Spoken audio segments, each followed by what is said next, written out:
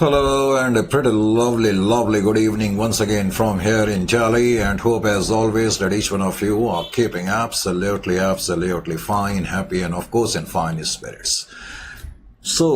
तो बेटा अब स्टार्ट करते हैं आज का सेशन। और लास्ट सेशन में आपको याद होगा हमने डिविडेंड के बारे में चर्चा करी थी और बहुत डीपली चर्चा करी थी। जब सब्सिडियरी कंपनी डिविडेंड देती है उस डिविडेंड को प्री एक्विजिशन डिविडेंड कब माना जाता है, ये मैंने लास्ट सेशन में इसकी चर्चा करी थी और मैंने बताया था अगर क्वेश्चन में लिखा है कि सब्सिडियरी कंपनी ने डिविडेंड या तो लास्ट ईयर के लिए पे करा है या फिर क्वेश्चन में लिखा हुआ है कि सब्सिडियरी कंपनी ने जो डिविडेंड पे करा है वो बिगनिंग के प्रॉफिट्स का इस्तेमाल कर करके करा है।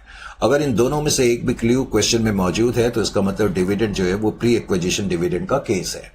तो अपने इस पॉइंट को थोड़ा सा और हम आगे एलोबरेट करते हैं क्वेश्चन नंबर 11 को लेकर के। अब इस क्वेश्चन में कहता है पहले तो बैलेंस शीट की डेट 31/3/2025 मैंने कर दी। बैलेंस शीट की डेट वो मैं इसलिए कर रहा हूं कि हो सकता है कुछ लोगों के पास जो हमारी बुक्स होंगी तो उसमें डेट 31/3/25 की लिखी होगी। बाकी उसने इक्विटी शेयर कैपिटल लिखा है और उसके अलावा प्रॉफिट एंड लॉस अकाउंट है, जनरल रिजर्व है, correct, profit and loss account और जनरल रिजर्व, फिर करंट नॉन करंट लायबिलिटीज है, फिर प्लांट एंड मशीनरी दिया हुआ है, लैंड दिया हुआ है, इन्वेस्टमेंट 4000 शेयर्स में 8 लाख की है, करंट एसेट्स तुम्हें दिए हैं 7 लाख और 15 लाख के। उसके अलावा उसने आगे इंफॉर्मेशन जो दी है वो कहता है कंसोलिडेटेड बैलेंस शीट प्रिपेयर करनी है 31/3/2025 की। अब उसने हमें इंफॉर्मेशन दी कि प्रॉफिट एंड लॉस अकाउंट में जो बैलेंस है ईयर की बिगनिंग में 1/4/2024 को 3 लाख का बैलेंस है और जनरल रिजर्व में 2 लाख का बैलेंस है। एक तो ये इंफॉर्मेशन है और नीचे उसने कहा कि 30/9/2024 को प्लांट एंड मशीनरी को रीवैल्यू करा गया एच लिमिटेड के द्वारा 5,25,000 पर, जबकि उनकी बुक वैल्यू जो थी 1/4/2024 को 5 लाख की थी। सब्सिडियरी कंपनी ने अब इस क्वेश्चन में लास्ट में कहता है कि सब्सिडियरी कंपनी ने 10% का डिविडेंड पे करा और सब्सिडियरी कंपनी ने जो डिविडेंड पे करा नवंबर 2024 में करा और लिखा है by utilising profit and loss account balance as on 1/4/2024। मैंने ये भी बताया था कि डिविडेंड कौन सी डेट को पे करा है इससे हमारा कोई मतलब नहीं है, हमने तो सिर्फ और सिर्फ ये देखना होता है कि डिविडेंड क्या बिगनिंग के प्रॉफिट से पे करा है या फिर लास्ट ईयर के लिए पे करा गया है। अब ये जो क्वेश्चन है इस क्वेश्चन को कराने के लिए फटाफट मैंने लिखना शुरू करा और आप भी मेरे साथ साथ लिखना शुरू कर दें अगर आप क्वेश्चन को नोट करना चाहते हैं, अदरवाइज आप देख भी सकते हैं, लेकिन मेरी एडवाइस हमेशा ये होगी कि आप क्वेश्चन को लिखें। तो क्वेश्चन नंबर 11 में वो क्या कहता है, पहले तो क्वेश्चन 11 को हमने एनालाइज करा। एनालाइज करने का मतलब है कि हम कुछ पॉइंट्स अपने लिए बना लेते हैं ताकि हमें क्वेश्चन बार बार देखना ना पड़े। अब जैसे कि तुम्हें मालूम है क्वेश्चन की डेट जो दी है या हमने जो कर दी है वो 31/3/2025 की डेट है, तो जाहिर है कि अकाउंटिंग ईयर का जो आवाज है या अकाउंटिंग ईयर की जो बिगनिंग है वो 1/4/2024 को है। Is it clear to you? फिर क्वेश्चन में नीचे दिया हुआ था कि जो डेट ऑफ एक्विजिशन है, डेट ऑफ एक्विजिशन वो 30th of September 2024 की डेट है, 30th September। इसका ये भी मतलब हो गया कि पहले 6 महीने प्री एक्विजिशन है और बाद के 6 महीने जो हैं वो पोस्ट एक्विजिशन प्रॉफिट है। फिर इस क्वेश्चन में तुम्हें कुछ और इंफॉर्मेशन ये दी थी कि बिगनिंग की डेट को प्रॉफिट एंड लॉस अकाउंट में सब्सिडियरी कंपनी का जो प्रॉफिट है, ताकि क्वेश्चन बार बार ना देखना पड़े, 3 लाख का प्रॉफिट है। ये नीचे इंफॉर्मेशन में दिया हुआ था कि बिगनिंग की डेट को पीएनएल में इतना बैलेंस है और जनरल रिजर्व में जो बैलेंस तुम्हें दिया हुआ है 2 लाख है। और जब हमने बैलेंस शीट को पढ़ा था तो बैलेंस शीट में हमें दिया हुआ था कि सब्सिडियरी कंपनी के कॉलम में प्रॉफिट एंड लॉस अकाउंट में 5 लाख का बैलेंस है, क्लोजिंग बैलेंस, वो भी मैंने ऐसे नोट कर लिया ताकि मैंने कहा बार बार क्वेश्चन हमें ना देखना पड़े। और 3 लाख का जो बैलेंस है वो भी हमने नोट करके रखा। Is it clear to you?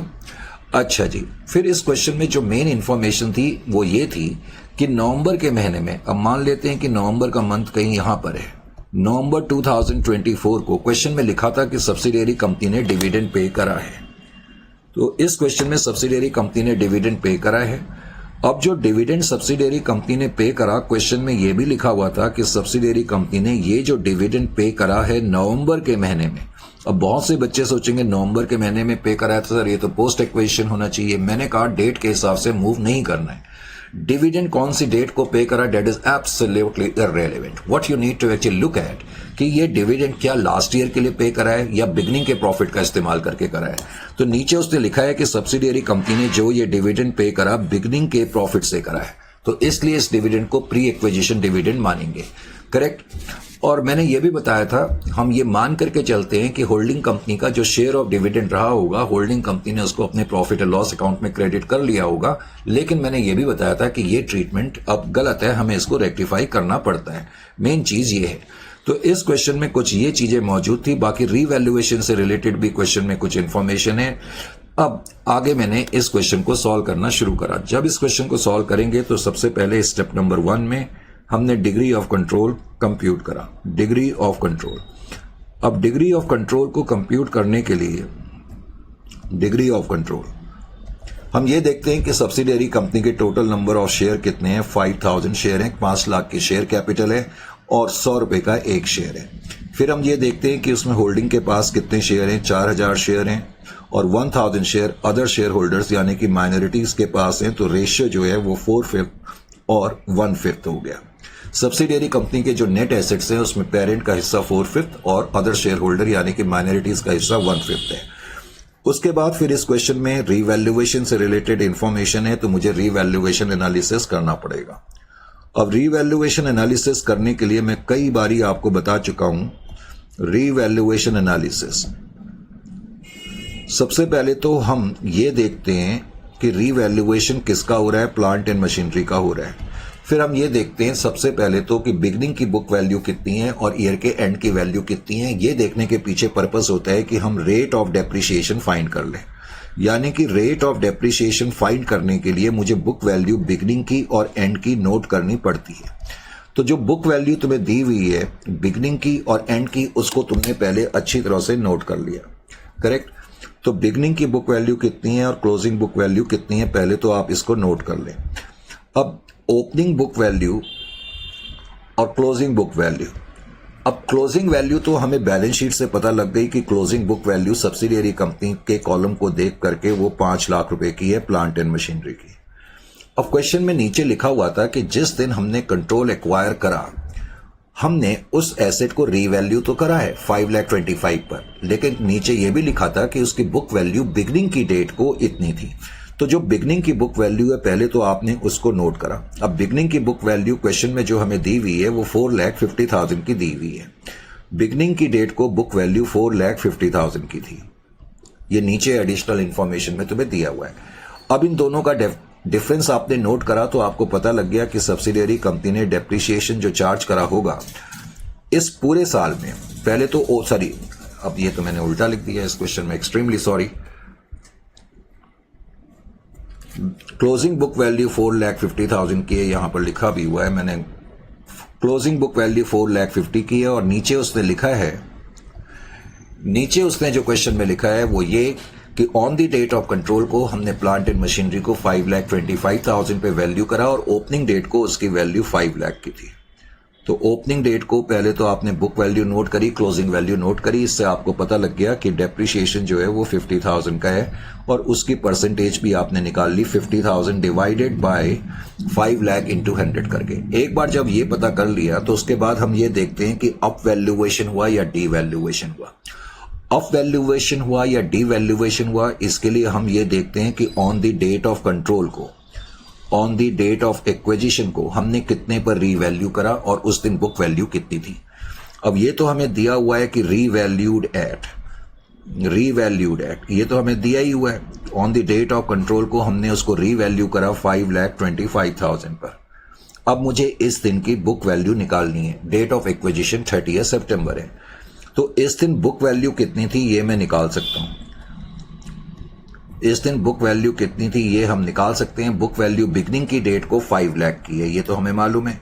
और 6 महीने के बाद डेट ऑफ कंट्रोल है, तो मैं 6 महीने का इसमें डेप्रिसिएशन अप्लाई कर दूंगा, लेस 10% फॉर 6 मंथ्स. तो 5 लाख पे मैंने डेप्रिसिएशन 6 महीने का अप्लाई करा, तो डेप्रिसिएशन 25,000 रुपए का आ गया. तो इसका मतलब 4,75,000 बुक वैल्यू थी on the date of acquisition के दिन. तो उसको हमने 5,25,000 पर वैल्यू करा, तो इसका मतलब अप वैल्यूएशन 50,000 का हो गया. ये कहा जा सकता है कि अप वैल्यूएशन इस क्वेश्चन में हो गया। जाहिर है जब अप वैल्यूएशन होगा तो एक रीवैल्यूएशन रिजर्व क्रिएट हो जाता है, तो on the date of acquisition को रीवैल्यूएशन रिजर्व में 50,000 रुपए आ गए। तुम्हें यह भी मालूम है कि जब अप वैल्यूएशन होता है तो हमें एडिशनल डेप्रिसिएशन भी देना पड़ता है। अब मैं एडिशनल डेप्रिसिएशन जब दूंगा, पहले तो एडिशनल डेप्रिसिएशन हमेशा पोस्ट एक्विजिशन पीरियड के लिए देना होता है, ये ध्यान रखना है। पोस्ट एक्विजिशन पीरियड के लिए हम डेप्रिसिएशन कंप्यूट करते हैं on the date of control से लेके अकाउंटिंग ईयर के एंड तक। अब पहले तो मैं क्या करूंगा, जो रीवैल्यूड अमाउंट है 5,25,000, उस पे डेप्रिसिएशन कंप्यूट करूंगा 10% के हिसाब से। डेट ऑफ कंट्रोल से लेके अकाउंटिंग ईयर के एंड तक का जो पीरियड है वो 6 महीने का पीरियड बचा हुआ है, तो 36,250 आपका डेप्रिसिएशन आ जाएगा। Is it clear to you? अब इसमें आप डेप्रिसिएशन ऑलरेडी चार्ज कर चुके हैं। इस पूरे साल में आपने 50,000 का डेप्रिसिएशन चार्ज करा था, शुरू में ही हमने देखा, तो बाद के 6 महीने में 25,000 में डायरेक्टली भी लिख सकता हूं, लेकिन अगर आप शो करना चाहते हैं तो 5 लाख आपकी पहले ओपनिंग बुक वैल्यू थी, उस पे आपने जो 6 महीने का डेप्रिसिएशन, बाद के 6 महीने का डेप्रिसिएशन पोस्ट एक्विजिशन पीरियड में जो चार्ज करा होगा वो 25,000 का चार्ज करा होगा। ये एक्चुअली 26,250 आ रहा है मेरे ख्याल से, मैंने 36 लिख दिया, ये 26,250 है, 26,250। तो इतना डेप्रिसिएशन बनना चाहिए, लेकिन हम इतना डेप्रिसिएशन चार्ज कर चुके हैं, तो 1,250 रुपए का मुझे एडिशनल डेप्रिसिएशन चार्ज करना पड़ेगा। मेन पॉइंट इसमें ये है, तो ये अब आपके लिए कोई प्रॉब्लमेटिक नहीं होना चाहिए। इजंट इट और नॉट? इस पॉइंट को करने के बाद फिर अगले पॉइंट पे हम आए। अगला पॉइंट हमारा जो होता है वो एनालिसिस होता है। तो analysis of reserve and surplus item, analysis of reserve and surplus items of subsidiary company. तो सब्सिडियरी कंपनी के रिजर्व एंड सरप्लस के जो आइटम है, ऑब्वियसली एक तो प्रॉफिट एंड लॉस अकाउंट है। प्रॉफिट एंड लॉस अकाउंट में सबसे पहले तो आप ये देखें कि क्लोजिंग बैलेंस कितना है। अब अभी तक तो मैं डायग्रामेटिकली कर रहा था, आप चाहो तो ऐसे भी कर सकते हो। अगर आप डायग्रामेटिकली नहीं करना चाहते तो ऐसे भी कर सकते हो। पहले आप आराम से क्लोजिंग बैलेंस को लिख लो। क्लोजिंग बैलेंस कितना है? 5 लाख है। Closing balance 5 lakh. जब मैं डायग्राम बनाता हूं तो पहले मैं क्लोजिंग और ओपनिंग लिखता हूं, तो और जाहिर है ओपनिंग बैलेंस हम क्लोजिंग में से माइनस करते हैं। अब हम इसमें से लेस करेंगे opening balance. Opening balance profit and loss account में कितना है, पहले तो इसको ध्यान से देखें, बिकॉज हमने पहले ही नोट कर लिया था ओपनिंग बैलेंस 3 लाख का है। लेकिन लास्ट सेशन में मैंने तुम्हें बताया था, बिकॉज डिविडेंड नवंबर के महीने में पे हुआ है, तो अभी तक जो ओपनिंग और ये बिगनिंग के प्रॉफिट से पे हुआ है, इसका मतलब बिगनिंग का प्रॉफिट डिविडेंड के अमाउंट से अभी तक कम नहीं हुआ है। पहले तो हम इसको कम करेंगे ही करेंगे। तो मैंने यहां पर पहले तो डिविडेंड की ट्रीटमेंट करी, less total dividend. Total dividend, अब सब्सिडियरी कंपनी की शेयर कैपिटल 5 लाख की है और 5 लाख पे उन्होंने डिविडेंड जो पे करा होगा 10% के हिसाब से पे करा है। इसका मतलब टोटल डिविडेंड तो आपको ओपनिंग बैलेंस में से माइनस करना ही करना है। तो ओपनिंग बैलेंस में से डिविडेंड माइनस करके अब जो नेट ओपनिंग बैलेंस बचा 2,50,000, उसको मैं क्लोजिंग बैलेंस में से माइनस करूंगा, तो मुझे यह पता लग जाएगा कि सब्सिडियरी कंपनी ने पूरे साल में कितना प्रॉफिट अर्न करा, प्रॉफिट अर्न्ड। तो सब्सिडियरी कंपनी ने जो इस पूरे साल में प्रॉफिट अर्न करा वो 2,50,000 का प्रॉफिट अर्न करा होगा। Is it clear to you? 2,50,000। अब इस 2,50,000 के प्रॉफिट में से पहले 6 महीने का प्रॉफिट यानी कि प्री एक्विजिशन प्रॉफिट कितना रहा होगा? 6 महीने का प्रॉफिट। तो प्री एक्विजिशन प्रॉफिट जो रहा होगा 2,50,000 का आप हाफ कर दो 1,25,000। इजंट इट और नॉट? और पोस्ट एक्विजिशन प्रॉफिट कितना रहा होगा? That is equal to 1,25,000। तो इस तरीके से आप एनालिसिस करके दिखा सकते हैं, नहीं तो डायग्रामेटिकली भी कर लेंगे, कोई प्रॉब्लम की बात नहीं है। उसके अलावा इस क्वेश्चन में जनरल रिजर्व भी है। अब जहां तक जनरल रिजर्व का सवाल है, तो जनरल रिजर्व का भी पहले आपने क्लोजिंग बैलेंस नोट करा। अब बैलेंस शीट के अंदर जनरल रिजर्व अकाउंट में 3 लाख रुपए सब्सिडियरी कंपनी के कॉलम में लिखे हुए, करेक्ट। और ओपनिंग बैलेंस एडिशनल इंफॉर्मेशन में लिखा था कि बिगनिंग की डेट को जनरल रिजर्व अकाउंट में 2 लाख रुपए का बैलेंस है। तो क्लोजिंग में से ओपनिंग माइनस कर करके ये पता लगता है कि ड्यूरिंग द ईयर में पूरे साल में कितना अमाउंट ट्रांसफर हुआ। तो amount transfer during the year, तो सब्सिडियरी कंपनी ने इस पूरे साल में जनरल रिजर्व में 1 लाख रुपए ट्रांसफर करें, लेकिन इस 1 लाख में से जो प्री एक्विजिशन पीरियड में जनरल रिजर्व में ट्रांसफर हुआ होगा पहले 6 महीने का, वो 50,000 रुपए हुआ होगा, क्योंकि 6 मंथ्स प्री है और पोस्ट एक्विजिशन पीरियड में भी 50,000 रुपए का अमाउंट ट्रांसफर हुआ होगा।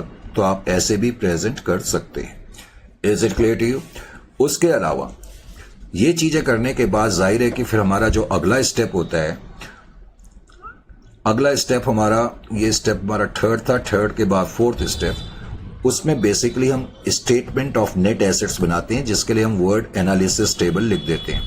एनालिसिस टेबल का मतलब है statement of equity on the date of acquisition. So analysis table, अब एनालिसिस टेबल मैंने बनाया, तो एनालिसिस टेबल बनाने के लिए पहले तो आपने अमाउंट लिखा, अमाउंट लिखने के बाद आपने होल्डिंग कंपनी और उसके बाद माइनॉरिटी इंटरेस्ट। होल्डिंग का शेयर 4/5 है, माइनॉरिटी का इंटरेस्ट 1/5 है, जो हम पहले लिख चुके हैं। A, on the date of acquisition. अब पहले तो on the date of acquisition को सब्सिडियरी कंपनी के नेट एसेट्स कंप्यूट करने के लिए हमें यह देखना पड़ता है कि उनकी शेयर कैपिटल कितनी थी। तो सब्सिडियरी कंपनी की शेयर कैपिटल कितनी है, पहले तो उसको ध्यान से लिखो।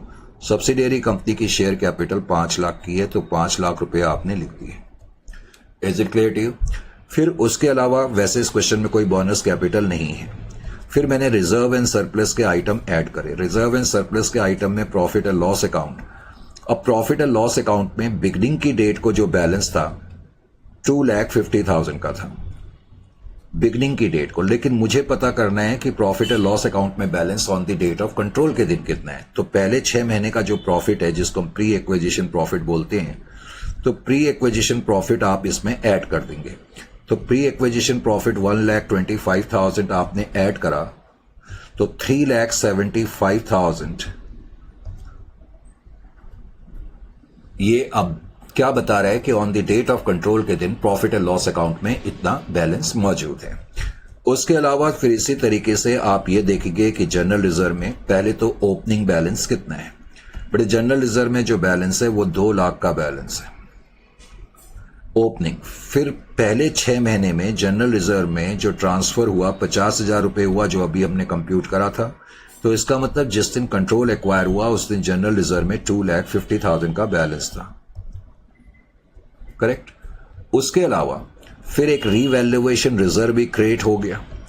अप वैल्यूएशन तुम ब्रैकेट में लिख सकते हो, up valuation of plant and machinery. Plant and machinery 50,000 रुपए से उसकी वैल्यू बढ़ गई थी। और जस्ट याद दिलाने के लिए कि इस क्वेश्चन में कोई underwriting commission, preliminary expense, miscellaneous expenditure नहीं है, होते तो मैं उसको माइनस कर करके लिखता।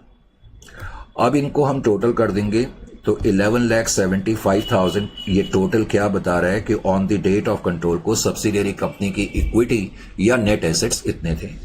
अब इस 11,75,000 को मल्टीप्लाई कर दें 4/5 से, तो 9,40,000 पेरेंट का हिस्सा है नेट एसेट्स में on the date of acquisition को।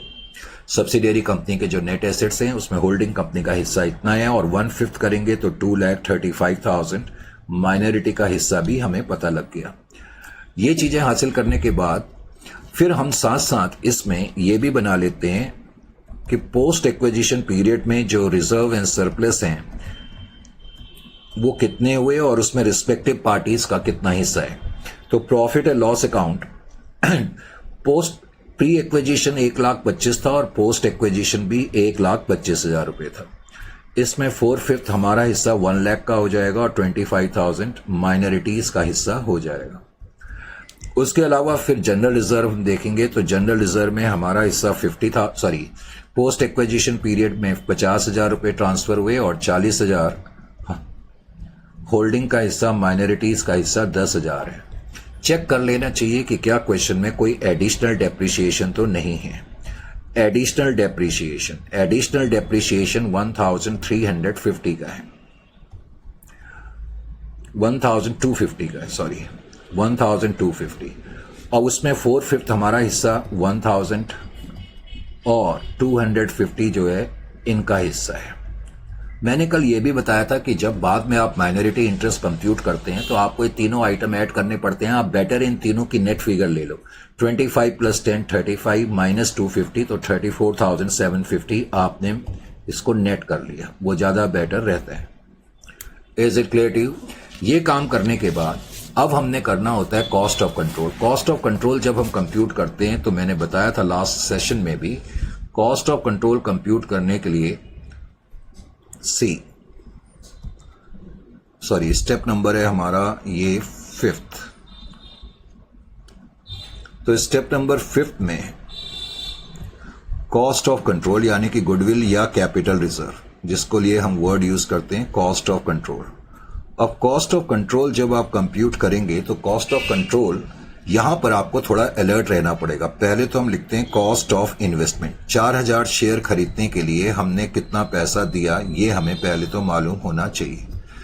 Cost of investment 8 lakh. आपको याद होगा लास्ट सेशन में मैंने आपको डिविडेंड के बारे में बताया था। मैंने ये बताया था कि डिविडेंड अगर प्री एक्विजिशन पीरियड से होगा, एक तो ट्रीटमेंट ये है कि हमने ओपनिंग बैलेंस से माइनस करना है, करेक्ट।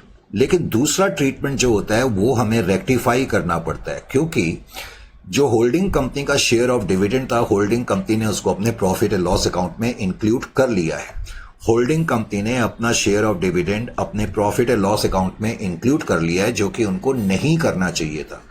उनको अपने हिस्से का जो डिविडेंड था पीएनएल की बजाय इन्वेस्टमेंट अकाउंट में क्रेडिट करना चाहिए था।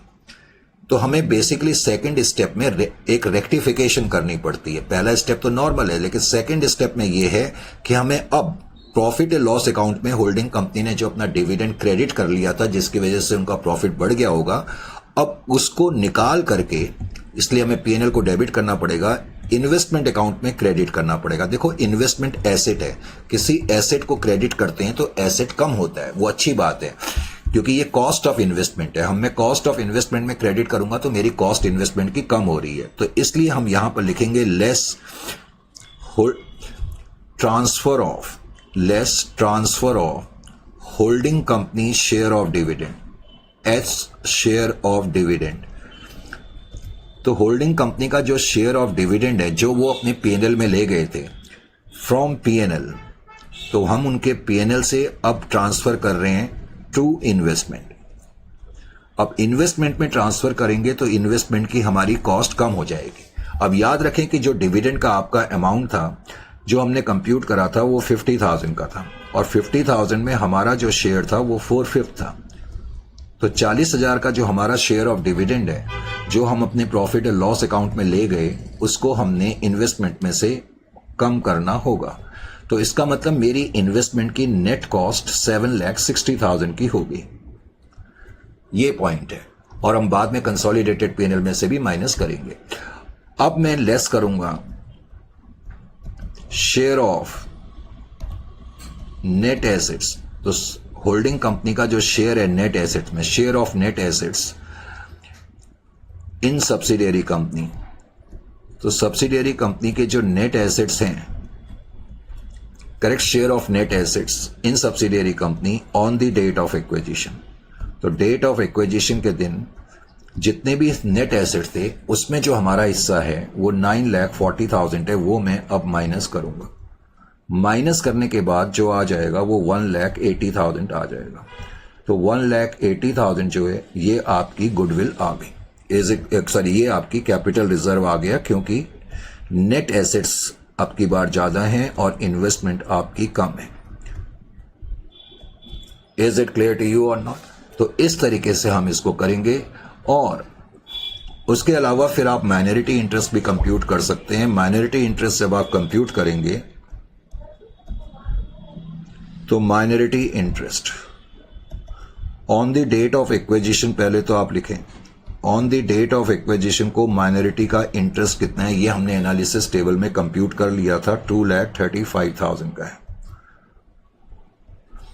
और फिर share in post acquisition reserve and surplus.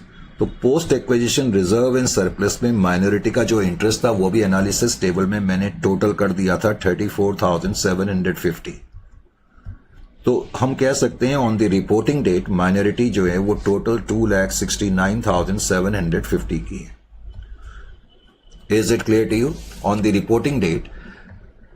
उसके अलावा फिर आप कंसोलिडेटेड बैलेंस शीट बनाएंगे। कंसोलिडेटेड बैलेंस शीट बनाने के लिए सबसे पहले तो इक्विटी एंड लायबिलिटी आप लिखें। इक्विटी एंड लायबिलिटी के अंदर पहले तो वन शेयर होल्डर्स फंड हम लिखते हैं। शेयर होल्डर फंड्स के अंदर भी सबसे पहले हम शेयर कैपिटल लिखते हैं, और शेयर कैपिटल में सिर्फ जब हम लिखेंगे तो उसमें सिर्फ और सिर्फ पेरेंट की शेयर कैपिटल लिखी जाती है। ये बात अब बार बार बताते हुए अच्छा नहीं लगता है। उसके अलावा फिर हम रिजर्व एंड सरप्लस लिखते हैं, और रिजर्व एंड सरप्लस के अंदर एक तो हम कंसोलिडेटेड पीएनएल लिखते हैं। कंसोलिडेटेड पीएनएल में पहले तो हम क्लोजिंग बैलेंस जो पीएनएल का है ऑफ एच लिमिटेड लिखेंगे, जो होल्डिंग कंपनी का क्लोजिंग बैलेंस है, जो तुम्हें बैलेंस शीट से मिल जाएगा। बैलेंस शीट के अंदर अगर तुम देखोगे तो 4 लाख रुपए होल्डिंग कंपनी के कॉलम में लिखा हुआ है। फिर हम ये देखते हैं कि जो पोस्ट एक्विजिशन प्रॉफिट्स थे उसमें हमारा हिस्सा कितना है। जो पोस्ट एक्विजिशन प्रॉफिट थे उसमें हमारा हिस्सा कितना है, पहले तो हम ये देखेंगे। प्रॉफिट और लॉस अकाउंट में क्लोजिंग बैलेंस कितना था? 4 लाख ही है ना? हाँ ठीक है। और फिर आपको याद होगा कि पोस्ट एक्विजिशन प्रॉफिट जो है 1,25,000 का है, उसमें 1 लाख रुपए हमारा हिस्सा है, तो पोस्ट एक्विजिशन प्रॉफिट हमने ऐड करा। ये 2 चीज के अलावा अब आपको यहां पर एक बड़े पॉइंट का ध्यान रखना है कि होल्डिंग कंपनी ने जो डिविडेंड अपना इंक्लूड कर लिया था अपने प्रॉफिट एंड लॉस अकाउंट में, अब उसको तुमने यहां से हटाना है। यहां से हटा करके आप इन्वेस्टमेंट में ले जा चुके हैं। Transfer of share of dividend, share of dividend, भाई इतना ही लिख दो। तो तुम्हारा शेयर ऑफ डिविडेंड जो था वो 40,000 का था, जिसको तुमने पीएनएल से अब माइनस कर दिया और इन्वेस्टमेंट अकाउंट में क्रेडिट कर दिया। इस तरह आपकी रेक्टिफिकेशन पूरी हो गई। उसके अलावा फिर इस क्वेश्चन में एडिशनल डेप्रिसिएशन भी है, तो आपके हिस्से का जो एडिशनल डेप्रिसिएशन है, एडिशनल डेप्रिसिएशन आपके हिस्से का 1,000 रुपीज का है। वैसे इस क्वेश्चन में कोई अनरियलाइज्ड प्रॉफिट नहीं है। अगर अनरियलाइज्ड प्रॉफिट होता तो मैं वो भी माइनस करता। तो पॉसिबली ये चीजें कंसोलिडेटेड पीएनएल जब आप करते हैं तो ये चीजें एडजस्ट करनी पड़ सकती हैं। तो 4,59,000 आपका कंसोलिडेटेड पीएनएल आ जाएगा। उसके अलावा फिर आप जनरल रिजर्व लिखेंगे, तो जनरल रिजर्व इसी तरीके से पहले तो जो होल्डिंग कंपनी का क्लोजिंग बैलेंस है जनरल रिजर्व का, closing balance of H limited.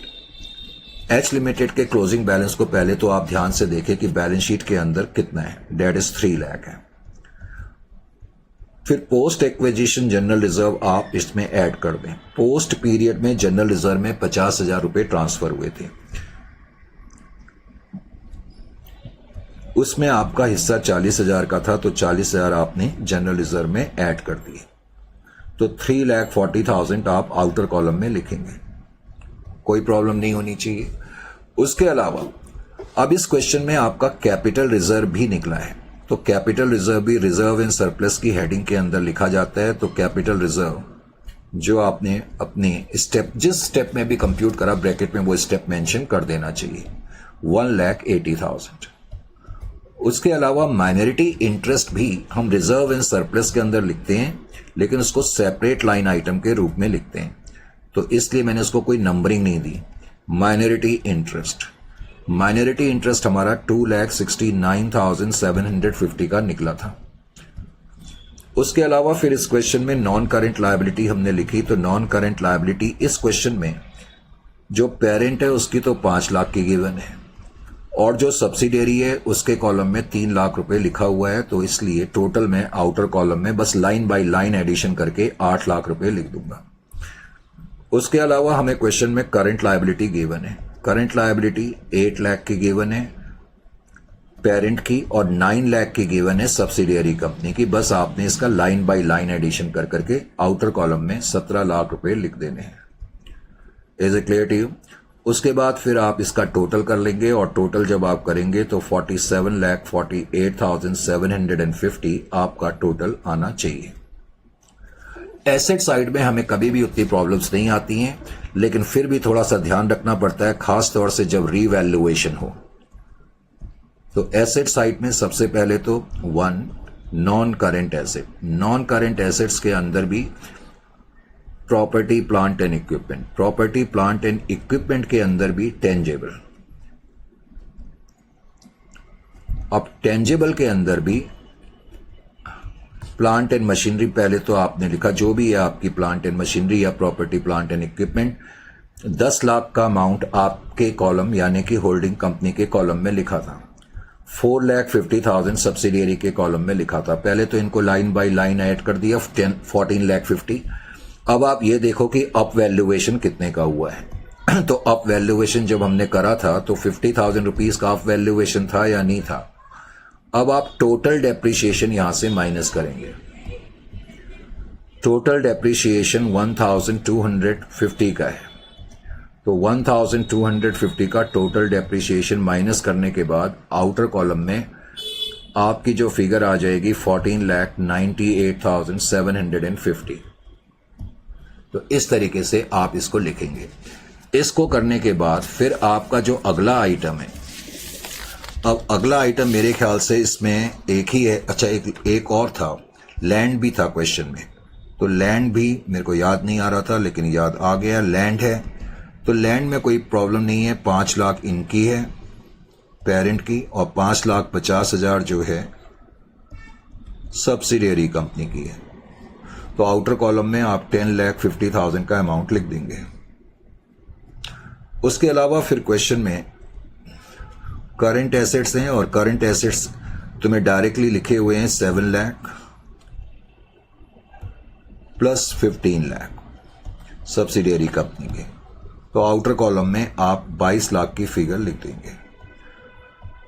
इस तरीके से जो टोटल आ जाएगा आपका 47,48,750 का आ जाएगा।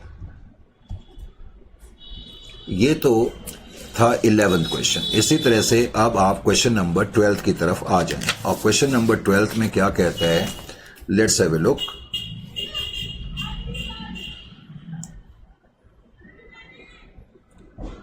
तो क्वेश्चन नंबर 12 को भी देखते हैं। क्वेश्चन नंबर 12 में क्या कह रहा है।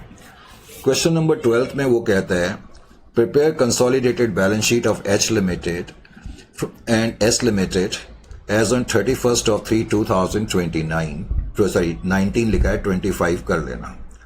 31/3/2025 की ये बैलेंस शीट है। अब बैलेंस शीट के अंदर नोट करने वाले आइटम अब की बार क्या है, एक तो प्रेफरेंस शेयर कैपिटल है, हालांकि एक ऐसा क्वेश्चन हमने पहले करा भी था। प्रेफरेंस शेयर कैपिटल है और 40,000 एस लिमिटेड की है। उसके अलावा इक्विटी शेयर कैपिटल 8 लाख और 4 लाख है।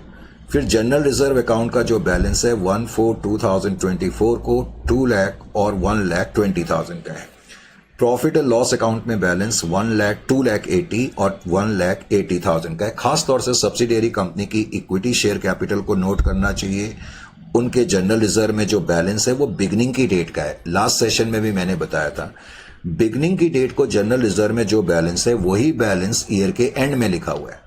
बिगनिंग की डेट को जनरल रिजर्व में जो बैलेंस है वही ईयर के एंड में लिखा हुआ है। तो इसका मतलब जो ईयर के एंड में बैलेंस है वही बिगनिंग की डेट को बैलेंस था।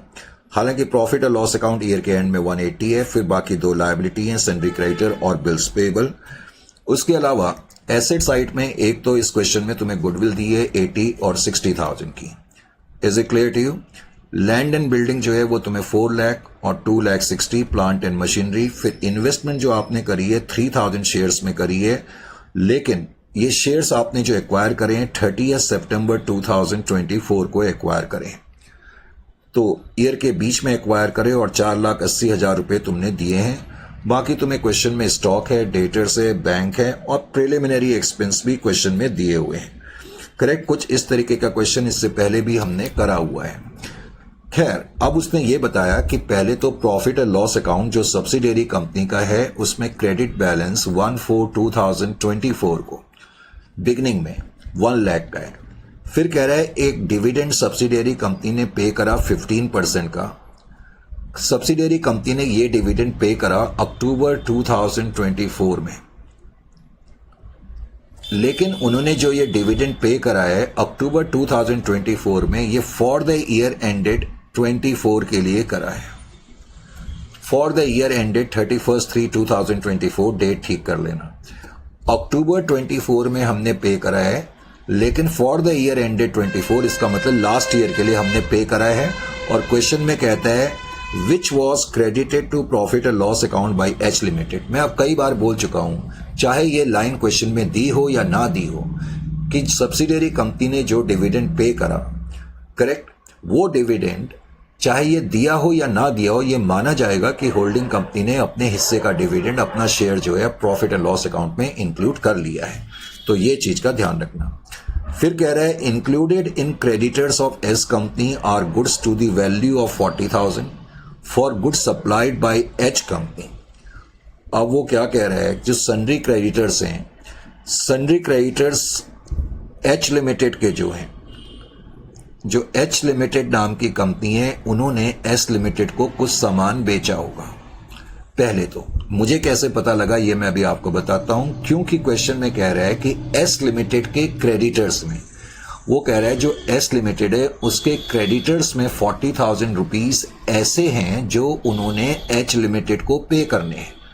और उसने रीजन बताया कि क्यों पे करने हैं, क्योंकि एच लिमिटेड ने कुछ सामान एस लिमिटेड को बेचा था। करेक्ट।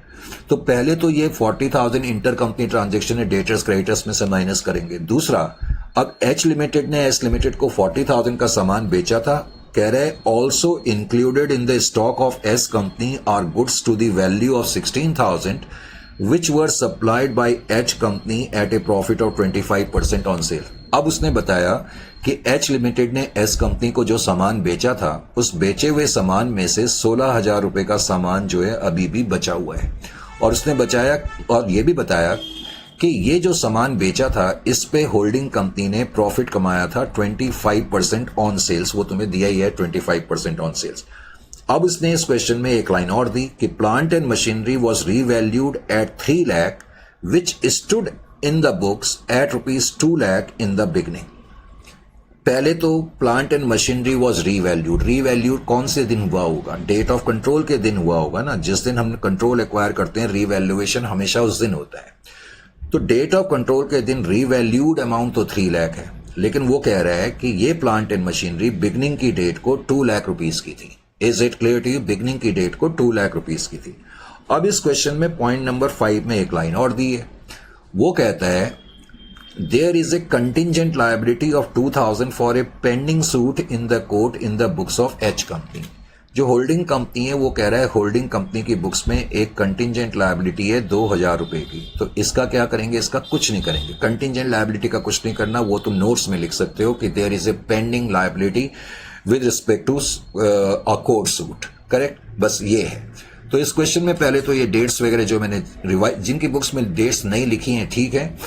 और प्रॉफिट और लॉस अकाउंट का बैलेंस बिगनिंग की डेट को 1/4/2024 को 1 लाख का है।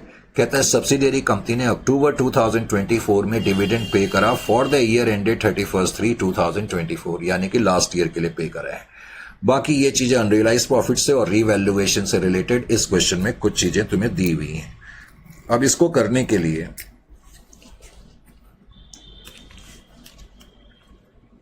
क्वेश्चन नंबर है ये 12।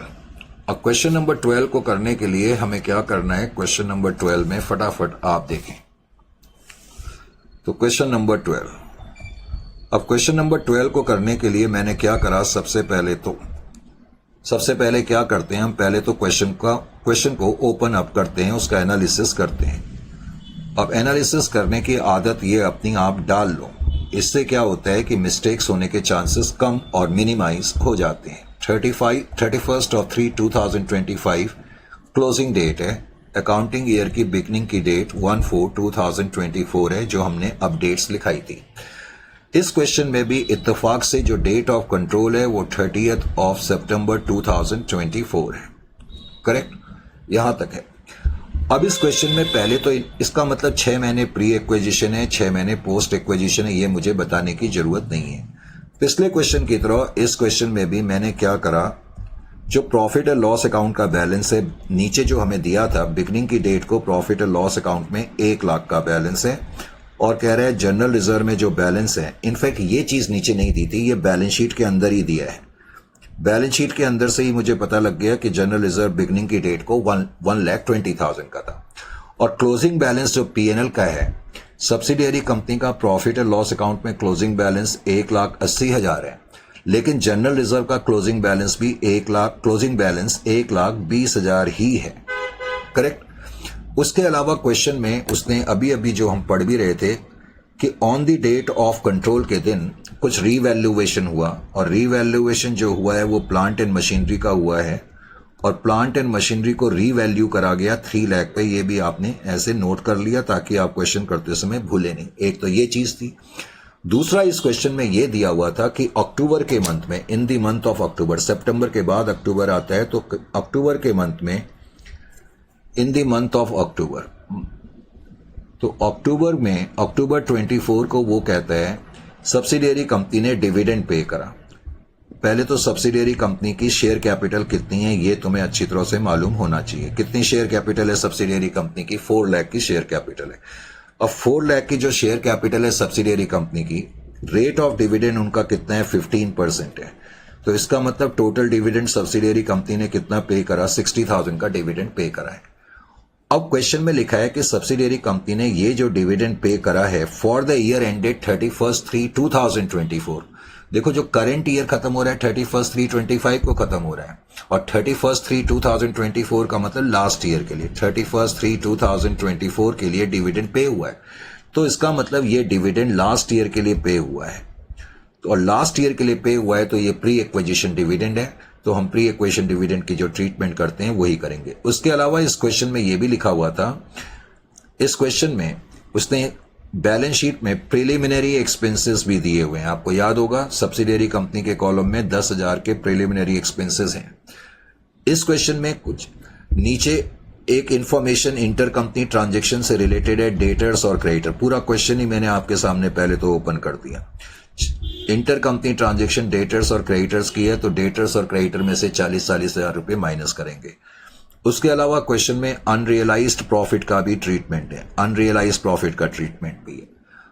अनरियलाइज्ड प्रॉफिट का ट्रीटमेंट मैं चलो यहीं पर बता देता हूं। अनरियलाइज्ड प्रॉफिट का ट्रीटमेंट क्या था क्वेश्चन में? वो कह रहा है कि एच लिमिटेड ने सामान बेचा है। एच लिमिटेड ने सामान बेचा है, किसको बेचा है? एस लिमिटेड को। तो इसका मतलब पहले तो ये डाउन स्ट्रीम ट्रांजेक्शन है, और सामान तो हमने 40,000 का बेचा था, इसमें कोई डाउट नहीं है। और एच लिमिटेड जब सामान बेचती है तो कहता है 25% ऑन सेल्स प्रॉफिट कमाती है। अब 40,000 का जो सामान हमने बेचा था उसमें से अनसोल्ड या रिमेनिंग गुड्स कितने बचे हुए हैं? तो वो कह रहे हैं on the date of consolidation के दिन सब्सिडियरी कंपनी ने एच लिमिटेड से जो सामान खरीदा था उसमें से 16,000 रुपए का सामान बचा हुआ है। तो जो बचा हुआ सामान है, इसका मतलब ये वाले जो गुड्स बचे हैं इनके अंदर जो प्रॉफिट मार्जिन है वो रियलाइज नहीं हुआ, इसीलिए उसको अनरियलाइज प्रॉफिट बोलते हैं।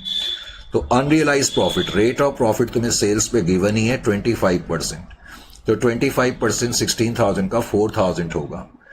डाउन स्ट्रीम ट्रांजेक्शन है, एक बार इन्वेंट्री से माइनस करेंगे और एक बार कंसोलिडेटेड पीएनएल से माइनस करेंगे। तो ये क्वेश्चन मैंने तुम्हें ऑलमोस्ट सारा का सारा बता ही दिया। अब मैं क्वेश्चन को अगर सॉल्व करूं तो सबसे पहले स्टेप में हम क्या करेंगे? अब सबसे पहले स्टेप में, step number 1, degree of control. अब डिग्री ऑफ कंट्रोल जब हम करते हैं, डिग्री ऑफ कंट्रोल, तो सबसे पहले तो हम यही देखते हैं कि total number of share subsidiary company के हैं कितने। इस क्वेश्चन में सब्सिडियरी कंपनी के टोटल नंबर ऑफ शेयर 4,000 है। अब उस 4,000 4 लाख डिवाइडेड बाय 100, उसमें से लिखा हुआ था कि हमने 3,000 शेयर अब की बार खरीदे हैं, और 1,000 शेयर इसका मतलब अदर शेयर होल्डर्स के पास है। इसका मतलब 3:1 का रेशियो है। करेक्ट। नंबर 1, जब मैंने ये डिग्री ऑफ कंट्रोल देखा तो ये नंबर ऑफ शेयर जो हमने देखे हैं ये इक्विटी शेयर्स देखे, ये ध्यान रखना है क्योंकि प्रेफरेंस शेयर कैपिटल भी क्वेश्चन में मौजूद है। उसके अलावा स्टेप नंबर 2 में मैंने रीवैल्यूएशन का काम कर लिया। अब रीवैल्यूएशन जब आप एग्जामिनेशन में प्रेजेंट करेंगे तो प्रेजेंटेशन भी स्ट्रांग होनी चाहिए, डायग्रामेटिक समझने के लिए तो आसान होता है।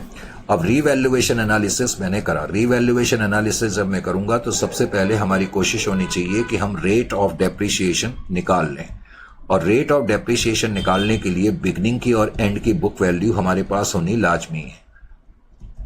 करेक्ट। तो इसके लिए मेरे पास पहले तो बुक वैल्यू होनी चाहिए। अब बुक वैल्यू जैसा कि हम देख ही चुके हैं, बिगनिंग की बुक वैल्यू और क्लोजिंग बुक वैल्यू। तो क्लोजिंग बुक वैल्यू तो तुम्हें बैलेंस शीट से मिल गई, प्लांट एंड मशीनरी की 1,80,000 है, और बिगनिंग की बुक वैल्यू तुम्हें एडिशनल इंफॉर्मेशन में ही मिल गई। उसने नीचे लिखा हुआ था कि हमने रीवैल्यू करा 3 लाख पर, लेकिन बिगनिंग में उसकी बुक वैल्यू 2 लाख की थी। इसका मतलब पूरे साल में सब्सिडियरी कंपनी ने 2 लाख माइनस 180, 20,000 का डेप्रिसिएशन चार्ज करा, और परसेंट कितनी हो गई? 10% हो गई। उसके अलावा फिर हम ये देखते हैं कि on the date of acquisition या on the date of control, जो भी लिखना है, डेट ऑफ एक्विजिशन जो कि 30 सितंबर 2024 है। डेट ऑफ एक्विजिशन के दिन हमने कितने पर रीवैल्यू करा? तो रीवैल्यूड अमाउंट पहले तो आप लिखेंगे। अब रीवैल्यूड अमाउंट आपने लिखा। रीवैल्यूड अमाउंट कितना है इस क्वेश्चन में? उसने लिखा कि प्लांट एंड मशीनरी को 3 लाख पर रीवैल्यू करा गया। अब उसमें से आपने बस बुक वैल्यू माइनस करनी है। आपको यह मालूम होना चाहिए कि on the date of acquisition के दिन बुक वैल्यू कितनी थी। अब बुक वैल्यू बिगनिंग में तो 3 लाख, बिगनिंग में तो 2 लाख की है, बिगनिंग में 2 लाख की है। तो 6 महीने का डेप्रिसिएशन में इसमें से माइनस कर दूं, डेप्रिसिएशन 10% फॉर 6 मंथ्स, तो 6 महीने का डेप्रिसिएशन माइनस कर देंगे 10,000। तो आपको पता लग गया कि जो एसेट बिगनिंग में 2 लाख का था, 6 महीने के बाद on the date of acquisition के दिन उसकी वैल्यू 1,90,000 की है। तो इसका मतलब अप वैल्यूएशन जो हो गया वो 1,10,000 का हो गया। 1,10,000 क्या आ गया? ये अप वैल्यूएशन आ गया। This is your up valuation, isn't it और नॉट? ये आपका अप वैल्यूएशन आ गया 1,10,000। This is your up valuation. Up valuation हासिल करने के बाद फिर मुझे एडिशनल डेप्रिसिएशन कंप्यूट करना पड़ता है, एडिशनल या एक्सेस डेप्रिसिएशन। इस केस में एडिशनल डेप्रिसिएशन होगा क्योंकि वैल्यू बढ़ गई है। अब पोस्ट एक्विजिशन पीरियड के लिए ही ये कंप्यूट करा जाता है। पहले तो आप रीवैल्यूड अमाउंट को देखेंगे। रीवैल्यूड अमाउंट 3 लाख का है, करेक्ट। अब उस 3 लाख पे 10% के हिसाब से 6 महीने का डेप्रिसिएशन कितना हो गया? पहले तो आप ये नोट कर लेंगे, 15,000 का हो गया। Less depreciation charge. अब लेस डेप्रिसिएशन चार्ज में आप टाइम वेस्ट मत करा करो, जैसे कि अभी तक हम कर रहे हैं। आप सीधे ऐसे कंप्यूट कर लिया करो। भाई पूरे साल का डेप्रिसिएशन आपने 20,000 चार्ज करा है, तो 6 महीने का डेप्रिसिएशन आपने कितना चार्ज करा होगा? सीधा 20,000 इंटू 6/12 कर दो। 6 महीने का डेप्रिसिएशन 10,000 होगा, बाद के 6 महीने का मतलब। तो इसका मतलब 5,000 मुझे एडिशनल डेप्रिसिएशन प्रोवाइड करना पड़ेगा। वैसे आप शो करना चाहते हैं तो 2 लाख इंटू 10% इंटू 6/12 आपको लिखना पड़ेगा। तो इस तरीके से आपने रीवैल्यूएशन एनालिसिस भी कर लिया। रीवैल्यूएशन एनालिसिस करने के बाद फिर स्टेप नंबर 3 में हम एनालिसिस करते हैं। अब हमने एनालिसिस करा। अब एनालिसिस किसका करा? एक तो पहले प्रॉफिट एंड लॉस अकाउंट का करा। प्रॉफिट एंड लॉस अकाउंट का जब एनालिसिस करेंगे, अगर आप प्रेजेंटेशन फॉर्म में करना चाहते हैं तो मेरी एडवाइस ये है, पहले क्लोजिंग बैलेंस लिखें। तो क्लोजिंग बैलेंस कितना है, इसके लिए आपको बैलेंस शीट को देखना पड़ेगा। हालांकि हमने पहले ही नोट कर लिया था 1,80,000 है। सब्सिडियरी कंपनी के कॉलम को आप देखें। अब इसमें से डेफिनेटली हम ओपनिंग बैलेंस माइनस करते हैं। तो ओपनिंग बैलेंस नीचे आपको दिया हुआ था कि बिगनिंग की डेट को सब्सिडियरी कंपनी के प्रॉफिट और लॉस अकाउंट में 1 लाख रुपए का बैलेंस है, लेकिन बिकॉज इस क्वेश्चन में डिविडेंड है तो पहले मैं इसमें से डिविडेंड भी माइनस करूंगा ओपनिंग बैलेंस में से।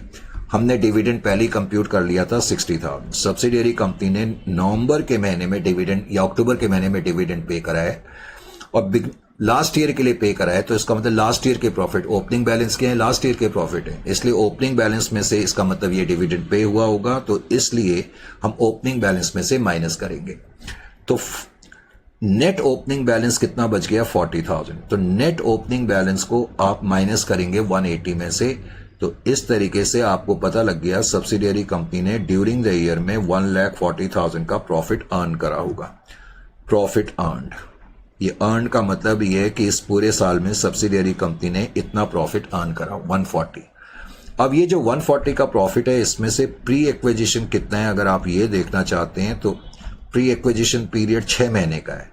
तो इसका मतलब 70,000 का प्रॉफिट पहले 6 महीने का है और पोस्ट एक्विजिशन प्रॉफिट फिर आप लिखेंगे पोस्ट एक्विजिशन भी 70,000 की फिगर आपकी आ जाएगी 70,000। तो इस तरह आपने एनालिसिस कर लिया।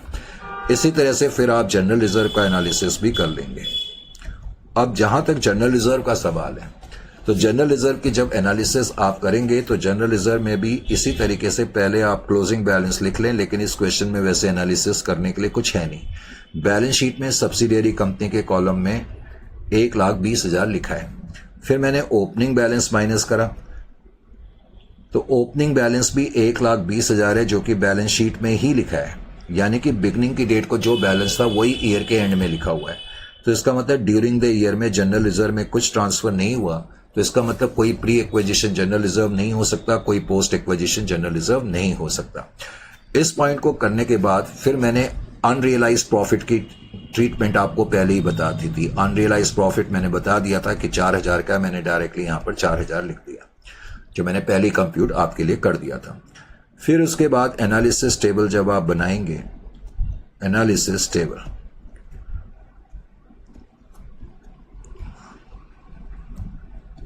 अब एनालिसिस टेबल जब आपने बनाया तो एनालिसिस टेबल के अंदर part A on the date of acquisition, on the date of acquisition के दिन पोजीशन क्या है पहले तो आप इसको देखें।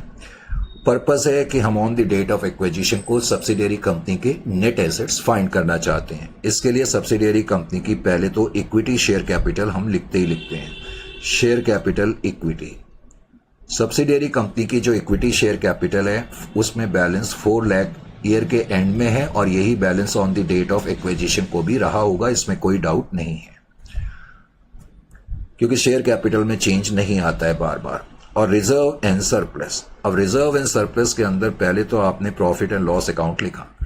अब प्रॉफिट एंड लॉस अकाउंट में बिगनिंग की डेट को बैलेंस जो नेट ओपनिंग बैलेंस है वो लिखना है। यहां पर ये गलती मत कर देना, जो नेट ओपनिंग बैलेंस है वो 40,000 है और पहले 6 महीने में आपने जो प्रॉफिट कमाया वो 70,000 का कमाया है। तो इसका मतलब on the date of acquisition को प्रॉफिट एंड लॉस अकाउंट में 1,10,000 रुपए का बैलेंस है, 1,10,000 रुपए। इसी तरह से अब मैं जनरल रिजर्व लिखूंगा। जनरल रिजर्व में ओपनिंग बैलेंस जो है वो तो 1,20,000 है, लेकिन कोई प्री एक्विजिशन जनरल रिजर्व नहीं है क्योंकि ड्यूरिंग द ईयर में जनरल रिजर्व में हमने कुछ ट्रांसफर ही नहीं करा। तो on the date of acquisition के दिन इसका मतलब जनरल रिजर्व में 1,20,000 का ही बैलेंस था। क्या इस क्वेश्चन में कोई रीवैल्यूएशन हुआ था? हुआ था। तो रीवैल्यूएशन रिजर्व लिखना मत भूलना। ब्रैकेट में हमेशा लिख लिया करो up valuation of plant and machinery ताकि किसी तरह की प्रॉब्लम ना हो। रीवैल्यूएशन रिजर्व जब हमने करा था तो प्लांट एंड मशीनरी की वैल्यू 1 लाख से बढ़ गई थी, नहीं 1 लाख से बढ़ी थी या कम, 1,10,000 से बढ़ी थी, 1,10,000 था,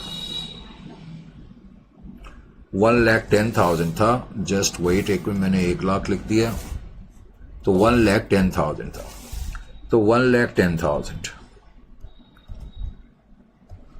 इस क्वेश्चन में प्रिलिमिनरी एक्सपेंसेस भी हैं। अब प्रिलिमिनरी एक्सपेंसेस भी आपके रिजर्व एंड सरप्लस को कम करता है, इसलिए मैं इसको रिजर्व एंड सरप्लस के अंदर ही लिख रहा हूं। खैर 10,000 रुपीज ये आप माइनस कर देंगे।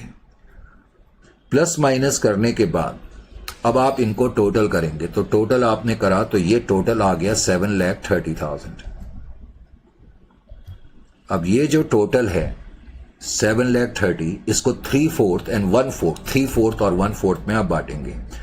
1,82,500 तो 1/4 आ जाएगा। 3/4 में इसका करूंगा तो 5,47,500 आ जाएगा। अब ध्यान क्या रखना है, जो कि मैंने लास्ट सेशन में भी बताया था, इस क्वेश्चन में प्रेफरेंस शेयर कैपिटल भी है सब्सिडियरी कंपनी की। जब सब्सिडियरी कंपनी की प्रेफरेंस शेयर कैपिटल होगी उसको भी तुमने कंसीडर करना है, बिकॉज ये भी तो इक्विटी का ही पार्ट है। लेकिन पहले प्रेफरेंस शेयर कैपिटल के अलावा जितने भी आइटम है इक्विटी के वो लिख लेना, और प्रेफरेंस शेयर कैपिटल 40,000 को तुमने अब लिखा 40,000। Is it clear to you? 40,000 की कैपिटल तुमने अब लिखी और इसको तुमने डिवाइड नहीं करा, 40,000 तुमने यहां पर लिखा। Is it clear? क्योंकि ये सारी की सारी जो कैपिटल है वो किसको बिलोंग करती है? माइनॉरिटीज को बिलोंग करती है, क्योंकि इस कैपिटल में हमारा कोई हिस्सा नहीं है। तो इसलिए ध्यान रखना पड़ता है, जब क्वेश्चन में capital preference share capital given होगी तो आपको थोड़ा ध्यान रखना पड़ेगा। यानी कि अब आपको पता लगा कि जो नेट एसेट्स या equity on the date of acquisition को हैं वो इतने हैं। इक्विटी या नेट एसेट सब्सिडियरी कंपनी के डेट इज 7,70,000 के तो हैं, लेकिन उसमें आपका हिस्सा तो 5,47,500 ही रहेगा। लेकिन माइनॉरिटी का हिस्सा जो है वो 2,22,500 हो जाएगा। तो जब प्रेफरेंस शेयर कैपिटल होगी तब आपको थोड़ा सा ध्यान रखना पड़ेगा। फिर पोस्ट एक्विजिशन रिजर्व्स। तो पोस्ट एक्विजिशन पीरियड में इस केस में प्रॉफिट एंड लॉस अकाउंट तुमने लिखा। तो प्रॉफिट एंड लॉस अकाउंट का जहां तक सवाल है, पोस्ट एक्विजिशन पीरियड में 70,000 रुपीज हमने कंप्यूट करे थे। 70,000 का 3/4 में कंप्यूट करूंगा तो 52,500 आ जाएगा, और माइनॉरिटीज का हिस्सा 17,000 रुपए आ जाएगा। करेक्ट? पोस्ट एक्विजिशन पीरियड की मैं बात बता रहा हूं। उसके अलावा जनरल रिजर्व में कुछ है ही नहीं, ना पोस्ट है ना प्री है, क्योंकि ओपनिंग क्लोजिंग बैलेंस सेम है। प्री और पोस्ट तभी हो सकता है जब ड्यूरिंग द ईयर में हम जनरल रिजर्व में कुछ पैसा ट्रांसफर करें। फिर हमने एडिशनल डेप्रिसिएशन क्वेश्चन में कंप्यूट करा था। एडिशनल डेप्रिसिएशन जब कंप्यूट करा था तो वो 5,000 का आया था। 5,000 में हमारा हिस्सा 3,750 हो जाएगा और 1,250 इनका हिस्सा हो जाएगा। जो माइनॉरिटीज के पोस्ट एक्विजिशन है उसको मैंने नेट लिख लिया 15,750। उसके अलावा फिर हम कॉस्ट ऑफ कंट्रोल अपनी कंप्यूट कर सकते हैं। तो कॉस्ट ऑफ कंट्रोल कंप्यूट करने के लिए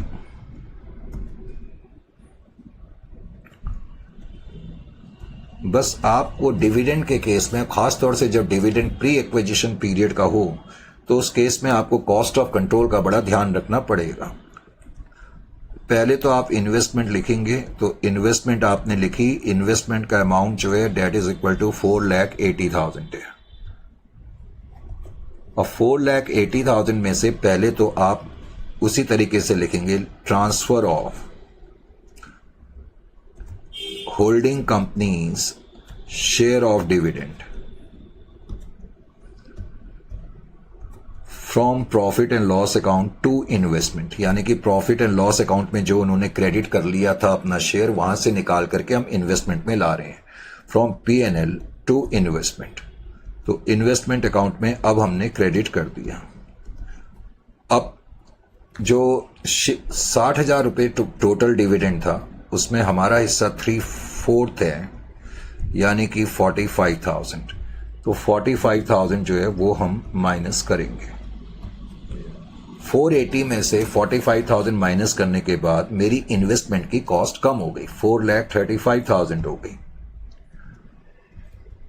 अब 4,35,000 एक तरीके से कंट्रोल एक्वायर करने के लिए मैंने अब 4,35,000 पे करे, ये तुम कह सकते हो। अब तुम इसमें से माइनस करोगे less share of net assets. Subsidiary company के जो नेट एसेट्स हैं on the date of acquisition को, share of net assets of subsidiary company on the date of acquisition. तो on the date of acquisition के दिन subsidiary company के जो net assets थे उसमें जो हमारा हिस्सा था, जो कि हमने अभी अभी कंप्यूट करा था, 5,47,500 है। बस अब आपने देखा अब की बार भी शेयर ऑफ नेट एसेट्स ज़्यादा है, तो इसका मतलब कैपिटल रिजर्व आ रहा है, आपको फायदा हो गया कैपिटल रिजर्व।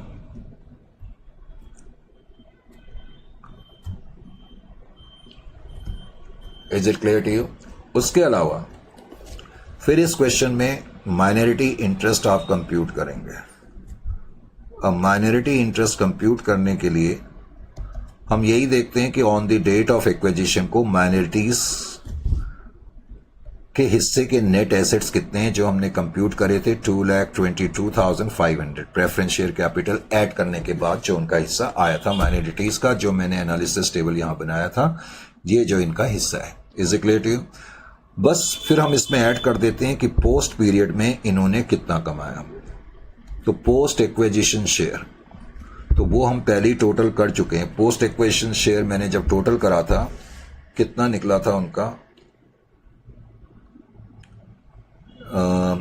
15,750, इतना ही था ना, 15,750 था, 17,000 और इतना, ठीक है। तो 15,750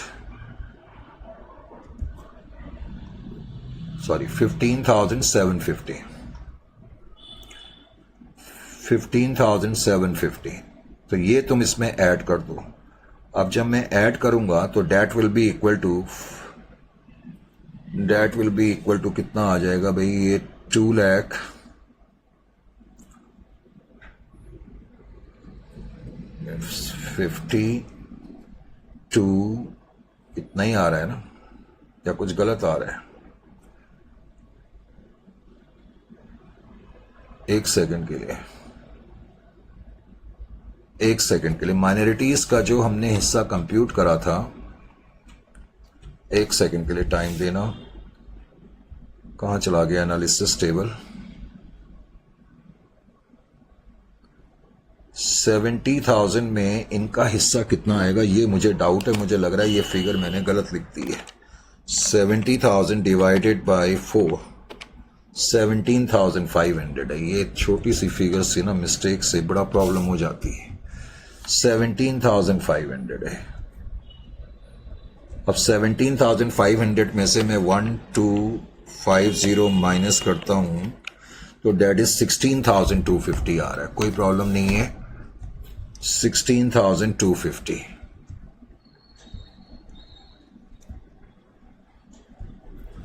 16,250, तो ये 16,250 की फिगर आपको यहां पर लिखनी पड़ेगी। 16,250 एक्चुअली 258 3 तो 2,38,250, तो ये आपका माइनॉरिटी का इंटरेस्ट आना चाहिए। एक्चुअली मैं कैलकुलेटर कम यूज करता हूं तो मोस्टली मेरे को वैसे याद रहती हैं फिगर्स, करेक्ट। खैर एनीवे 2,38,250 माइनॉरिटी का आपका इंटरेस्ट हो गया। उसके अलावा फिर इस क्वेश्चन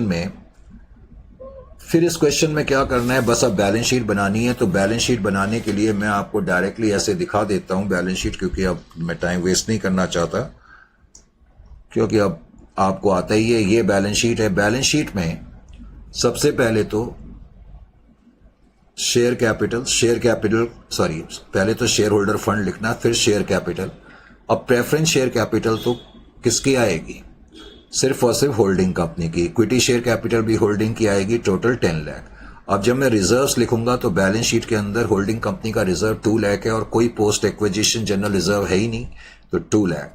अब जब प्रॉफिट एंड लॉस अकाउंट लिखेंगे तो बस यहां आपको ध्यान रखना है, पहले तो होल्डिंग कंपनी का जो बैलेंस है बैलेंस शीट में, फिर पोस्ट एक्विजिशन पीरियड में जो इनका हिस्सा है 52,500, यहां तक भी ठीक है। अब होल्डिंग कंपनी का जो शेयर ऑफ डिविडेंड है वो तुमने यहां से निकाल करके इन्वेस्टमेंट में क्रेडिट कर दिया, तो 45,000 माइनस करा। अनरियलाइज्ड प्रॉफिट माइनस करना मत भूलना। और एडिशनल डेप्रिसिएशन में आपका हिस्सा 3750 का था। Additional depreciation 3750 is it clear to you? तो टोटल 2,79,750 आ जाएगा। कैपिटल रिजर्व हमने कंप्यूट करा था 1,12,500 था। उसके अलावा माइनॉरिटी का क्लेम अभी मैंने बताया 238,750, डिवेंचर इस क्वेश्चन में नहीं है, बाकी क्रेडिटर्स मिला करके लिखेंगे और इंटर कंपनी ट्रांजेक्शन 40,000 की थी, वो क्रेडिटर्स में से भी माइनस करेंगे और डेटर्स में से भी माइनस करेंगे। बिल्स पेबल होल्डिंग कंपनी के है ही नहीं, 40,000 जो है वो सब्सिडियरी के हैं, कोई इंटर कंपनी ट्रांजेक्शन नहीं है, तो 40,000 आप आउटर कॉलम में लिखेंगे। टोटल आपका इतना आ जाएगा। एसेट साइड में लैंड एंड बिल्डिंग बस आपने मिला करके लिख दी। बाकी प्लांट जो है वो ध्यान रखना है, पहले तो दोनों के जो रिस्पेक्टिव फिगर से मिला करके लिख देंगे, अप वैल्यूएशन ऐड कर देना और टोटल एडिशनल डेप्रिसिएशन माइनस करके फिगर लिखते हैं। अब इस क्वेश्चन में देखो, यहां पर ये 80 + 60 मैंने लिखा हुआ है गुडविल। अब गुडविल का अमाउंट कितना है? गुडविल का अमाउंट अगर मैं मिला करके देखूं तो वो 1,40,000 है और हमारे पास इस क्वेश्चन में कैपिटल रिजर्व भी आ गया। Capital reserve 1,12,500। तो ये कैपिटल रिजर्व आपको लायबिलिटी साइड में नहीं लिखना है, करेक्ट? ये गलती से यहां प्रिंट हो गया, वैसे लिखना नहीं है कैपिटल रिजर्व, क्योंकि गुडविल और कैपिटल रिजर्व कभी भी इकट्ठे बैलेंस शीट में दिखाना ठीक नहीं होता, क्योंकि ये एक दूसरे के ऑपोजिट आइटम है, कॉन्ट्रा आइटम है। बिकॉज कैपिटल रिजर्व की फिगर छोटी है तो उसको तुम गुडविल में से एडजस्ट करके दिखा दो, जैसे मैंने यहां दिखाया है 80 + 60 140 माइनस 1,12,500 तो 27,500 नेट अमाउंट आप दिखा दें गुडविल का। अगर कैपिटल रिजर्व 150 होता तो फिर मैं लायबिलिटी साइड में कैपिटल रिजर्व लिखता 150 और उसमें से गुडविल माइनस करके दिखा देता 1,40,000 और नेट कैपिटल रिजर्व 10,000 में दिखा देता। Is it clear to you? अगर यानी कि जो बड़ी फिगर है उसमें से छोटी फिगर एडजस्ट करके दिखा देना। उसके अलावा फिर आपकी इन्वेंट्रीज थी, आपको मालूम ही है इन्वेंट्रीज कंसोलिडेटेड अमाउंट में से अनरियलाइज्ड प्रॉफिट माइनस करके लिखेंगे। डेटर्स पहले तो दोनों के हम मिला देंगे और उसमें से इंटर कंपनी ट्रांजेक्शन माइनस करी तो 150, बाकी बैंक बैलेंस है वो तो मिला करके लिख दोगे। तो इस तरीके से इस क्वेश्चन को करा जा सकता है बड़ी आसानी से। ठीक है, अब क्वेश्चन नंबर जो अगला क्वेश्चन है उसको करते हैं, लेकिन 5 मिनट के ब्रेक के बाद, ठीक है? और अगला क्वेश्चन बड़ा इंटरेस्टिंग क्वेश्चन है, ये मैं पहले बता दूं। तो नेक्स्ट क्वेश्चन अभी करते हैं 5 मिनट के रेस्ट के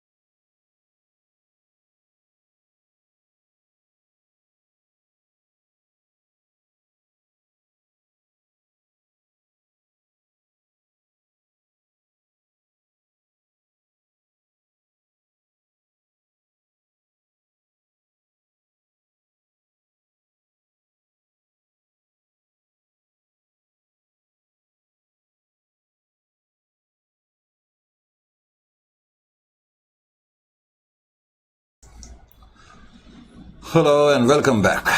तो बेटे ब्रेक से पहले जाने से पहले मैंने ये कहा था कि ये क्वेश्चन इंटरेस्टिंग किस मायने में है, और याद रखें कि ऐसा क्वेश्चन आ जाए तो बहुत से बच्चों को ट्रबल हो सकती है अगर उन्हें कॉन्सेप्ट ठीक तरीके से मालूम नहीं है। देखो ध्यान से, मैंने तुम्हें ये बोला है कि सब्सिडियरी कंपनी जब भी डिविडेंड देगी, करेक्ट, अगर सब्सिडियरी कंपनी ने डिविडेंड लास्ट ईयर के लिए दिया है या बिगनिंग के प्रॉफिट को इस्तेमाल कर करके दिया है, तो मैंने कहा हम इसको प्री एक्विजिशन डिविडेंड के रूप में ट्रीट करते हैं। और प्री एक्विजिशन डिविडेंड के रूप में ट्रीट करते हैं ये मानते हुए ट्रीट करते हैं कि होल्डिंग कंपनी ने डिविडेंड जो है गलती से प्रॉफिट और लॉस अकाउंट में क्रेडिट कर लिया। मैंने बताया कि अगर क्वेश्चन साइलेंट है तो तब भी ये मान के चलते हैं कि उन्होंने अपने पीएनएल में क्रेडिट करा होगा, और 99% क्वेश्चन में लिखा ही होता है कि उन्होंने अपने प्रॉफिट एंड लॉस अकाउंट में क्रेडिट कर लिया, लेकिन वो रॉन्ग ट्रीटमेंट होता है। तो तुमने देखा कि प्री एक्विजिशन डिविडेंड की जो ट्रीटमेंट है हम दो तरीके से कर रहे थे अभी तक हमने जितने भी क्वेश्चन करे। एक तो हम प्रॉफिट एंड लॉस अकाउंट जो बिगनिंग की डेट को होता है उसमें से हम टोटल डिविडेंड माइनस कर रहे थे, इजंट इट और नॉट। जो नेट डिविडेंड आ जाता था उसको हम क्लोजिंग बैलेंस से कंपेयर करते थे। और दूसरा ट्रीटमेंट होता था रेक्टिफिकेशन का। रेक्टिफिकेशन का मतलब है कि हम कंसोलिडेटेड पीएनएल में से जो होल्डिंग कंपनी का शेयर है वो माइनस कर देते थे और इन्वेस्टमेंट अकाउंट में ट्रांसफर कर देते थे, यानी कि इन्वेस्टमेंट अकाउंट में से भी माइनस कर देते थे। ये ट्रीटमेंट अभी तक हम फॉलो कर रहे थे। लेकिन ये जो हम क्वेश्चन करने जा रहे हैं इसमें भी सब्सिडियरी कंपनी ने डिविडेंड पे करा है और लास्ट ईयर के लिए पे करा है। इस क्वेश्चन में भी लास्ट ईयर के लिए पे करा है या बिगनिंग के प्रॉफिट से पे करा है। इस क्वेश्चन में भी डिविडेंड प्री एक्विजिशन है। लेकिन इस क्वेश्चन में क्या कह रहे हैं बाद में हम देखेंगे कि जो होल्डिंग क्वेश्चन में ये लिखा हुआ है कि होल्डिंग कंपनी ने अपना share of dividend correctly record करा है। अगर क्वेश्चन में लिखा हुआ है कि होल्डिंग कंपनी ने अपना share of dividend correctly record करा है तो फिर तुम्हें ये वाला हिस्सा करने की जरूरत नहीं है, फिर तुम्हें सिर्फ ये वाला पार्ट करना है, ये वाले पार्ट को करने की जरूरत नहीं है, कोई रेक्टिफिकेशन की जरूरत नहीं पड़ेगी। Is it clear to you? ये पॉइंट आपको इसमें मैंने बताना है, डेट्स ऑल, अदरवाइज कुछ खास नहीं है। कहता है Welkins Limited acquired 32,000 equity shares of 10 each in Kelvins Limited for ₹6,45,000। अब मेरा पूरा नाम कई बार बच्चे पूछते रहते हैं, क्योंकि कई बार मैं लिखता हूं संजय के वेल्किंस, तो वो के की एब्रीविएटेड फॉर्म में जो लिखता हूं फुल फॉर्म केल्विन्स है, तो संजय केल्विन्स वेल्किंस। तो Welkins Limited acquired 32,000 shares of 10 each in Kelvins Limited as on for ₹6,45,000 on 1/7/2025। तो 1/7/2025 को पहले तो शेयर एक्वायर करे गए हैं और शेयर को एक्वायर करने के लिए इतना पैसा दिया गया है। अब इसमें एक पॉइंट और नोट करने वाला है, और वो नोट करने वाला पॉइंट क्या है वो भी यहां पर देख लो। वो पॉइंट नोट करने वाला ये है, ये जो इन्वेस्टमेंट लिखी हुई है, पहले तो यहां ये नहीं लिखा investment in what we call subsidiary company. अब हमें यह पता लग गया कि ये जो इन्वेस्टमेंट है, इस इन्वेस्टमेंट के अंदर 6,45,000 की जो इन्वेस्टमेंट है, ये तो वो इन्वेस्टमेंट है जो होल्डिंग कंपनी ने सब्सिडियरी कंपनी के शेयर्स को खरीदने के लिए करी है, क्योंकि लिखा ही हुआ है। इसका मतलब जो रिमेनिंग इन्वेस्टमेंट बच जाएंगी, जो भी रिमेनिंग बचेंगी, वो रिमेनिंग इन्वेस्टमेंट मुझे बैलेंस शीट पे दिखानी पड़ेंगी, क्योंकि सब्सिडियरी कंपनी में जो हमने इन्वेस्टमेंट करी है उन इन्वेस्टमेंट को हम कंसोलिडेटेड बैलेंस शीट में नहीं दिखाते हैं, लेकिन जो रिमेनिंग इन्वेस्टमेंट है इसका मतलब वो हमने कहीं और करी है। Is it clear to you? इसमें ये वाला पॉइंट भी इंपॉर्टेंट है। अब कहता है बैलेंस शीट की डेट जो है 31 मार्च 2025 को, ये तुम्हें बैलेंस शीट दिया है तो लैंड और बिल्डिंग दिया है, वो तो तुम कंसोलिडेटेड बैलेंस शीट जब बनाओगे मिला करके लिख देना। प्लांट एंड मशीनरी भी मिला करके लिखेंगे, अगर कोई रीवैल्यूएशन नहीं है, रीवैल्यूएशन होगा तो ऑफ वैल्यूएशन ऐड कर देंगे, एडिशनल डेप्रिसिएशन माइनस कर देंगे। और अब की बार जब मैं कंसोलिडेटेड स्टेटमेंट बनाऊंगा तो 7,20,000 में से 645 की इन्वेस्टमेंट तो इन्वेस्टमेंट इन सब्सिडियरी है, इसलिए वो तो हम नहीं लिखेंगे, लेकिन 720 माइनस 645 करके जो भी आ जाएगा वो हमने बैलेंस शीट में लिखना है। स्टॉक 228 और 84 है, ये भी हम कंबाइन करके लिख देते हैं, कोई अनरियलाइज प्रॉफिट होगा तो माइनस कर देंगे। डेटर्स भी मिला करके लिख देंगे, कोई इंटर कंपनी ट्रांजेक्शन होगी तो वो हम लिख देंगे। बिल्स रिसेबल 29,600 केवल पेरेंट के ही हैं, बाकी ये तुम्हें कैश का अमाउंट दिया हुआ है। शेयर कैपिटल पेरेंट की आ जाएगी न्यू बैलेंस शीट में बाकी जो सब्सिडियरी कंपनी है उसके 40,000 शेयर हैं, 4 lakh divided by 10, total share capital 4 lakh है। रिजर्व्स 1/4/2024 को, रिजर्व का बैलेंस जो तुम्हें दिया हुआ है 1/4/2024 को दिया हुआ है, इसका मतलब जो बिगनिंग की डेट को बैलेंस था वही क्लोजिंग बैलेंस भी है। और प्रॉफिट और लॉस अकाउंट जरा ये इस तरह लिख लेना, 1,14,400 और 1,64,000 है। बैंक ओवरड्राफ्ट 2 लाख और नील है, और बिल्स पेबल नील और 26,000 है, और सन्ड्री क्रेडिटर 1,39,600 and 40,000 की। Is it clear to you? अच्छा जी, फिर उसने कहा प्रॉफिट और loss account of Calvins limited showed a balance of 60,000 on 1/4/2024। तो प्रॉफिट और लॉस अकाउंट में बिगनिंग की डेट को 60,000 है, और यहां कह रहा है out of which a dividend of 10% was paid on 1/11/2024। तो 1/11/2024 को डिविडेंड पे तो हुआ, लेकिन बिगनिंग के प्रॉफिट से हुआ, लेकिन मेन चीज है that dividend was correctly recorded by Welkins Limited. अब की बार कह रहा है कि होल्डिंग कंपनी ने डिविडेंड को करेक्टली रिकॉर्ड करा है। तो इस क्वेश्चन में मुझे रेक्टिफिकेशन वाला पार्ट नहीं करना, मैं सिर्फ ओपनिंग बैलेंस में से माइनस करूंगा। समझ में आ गया? बाकी उसने लिखा है कि प्लांट एंड मशीनरी जो 3 लाख रुपए की थी बिगनिंग की डेट को, 1/4/2024 को बिगनिंग की डेट को जो 3 लाख की थी उसको कंसीडर करा गया 3,60,000 पे on the date of acquisition के दिन। On the date of acquisition के दिन 3,60,000 पर उसको कंसीडर करा गया। तो क्वेश्चन में वैसे तो कुछ खास नहीं है, लेकिन फिर भी जस्ट थोड़ा सा क्विकली मैं आपको बता दूं। क्वेश्चन नंबर है ये आपका 13 क्वेश्चन है। तो क्वेश्चन नंबर 13 में जो कहानी है कुछ यूं चल रही है। क्वेश्चन नंबर 13 में, क्वेश्चन नंबर 13 को अगर मैं ओपन करूं तो सबसे पहले तो मैं क्या लिखूंगा, क्लोजिंग डेट तो मुझे लिखनी पड़ेगी। क्लोजिंग डेट 31/3/2025 की है, तो ये डेट तो पहले तो आप लिखेंगे। ओपनिंग डेट आपकी कौन सी है? 1/4/2024 है। और क्वेश्चन में ये लिखा हुआ है कि 1/7/2024 को, यानी कि डेट ऑफ कंट्रोल अब की बार जो है 1/7/2024 है। ये आपकी डेट ऑफ कंट्रोल या डेट ऑफ एक्विजिशन है। इसका मतलब इसमें 3 महीने प्री के हैं और 9 महीने पोस्ट के हैं। पहले तो ये चीज क्लियर होनी चाहिए।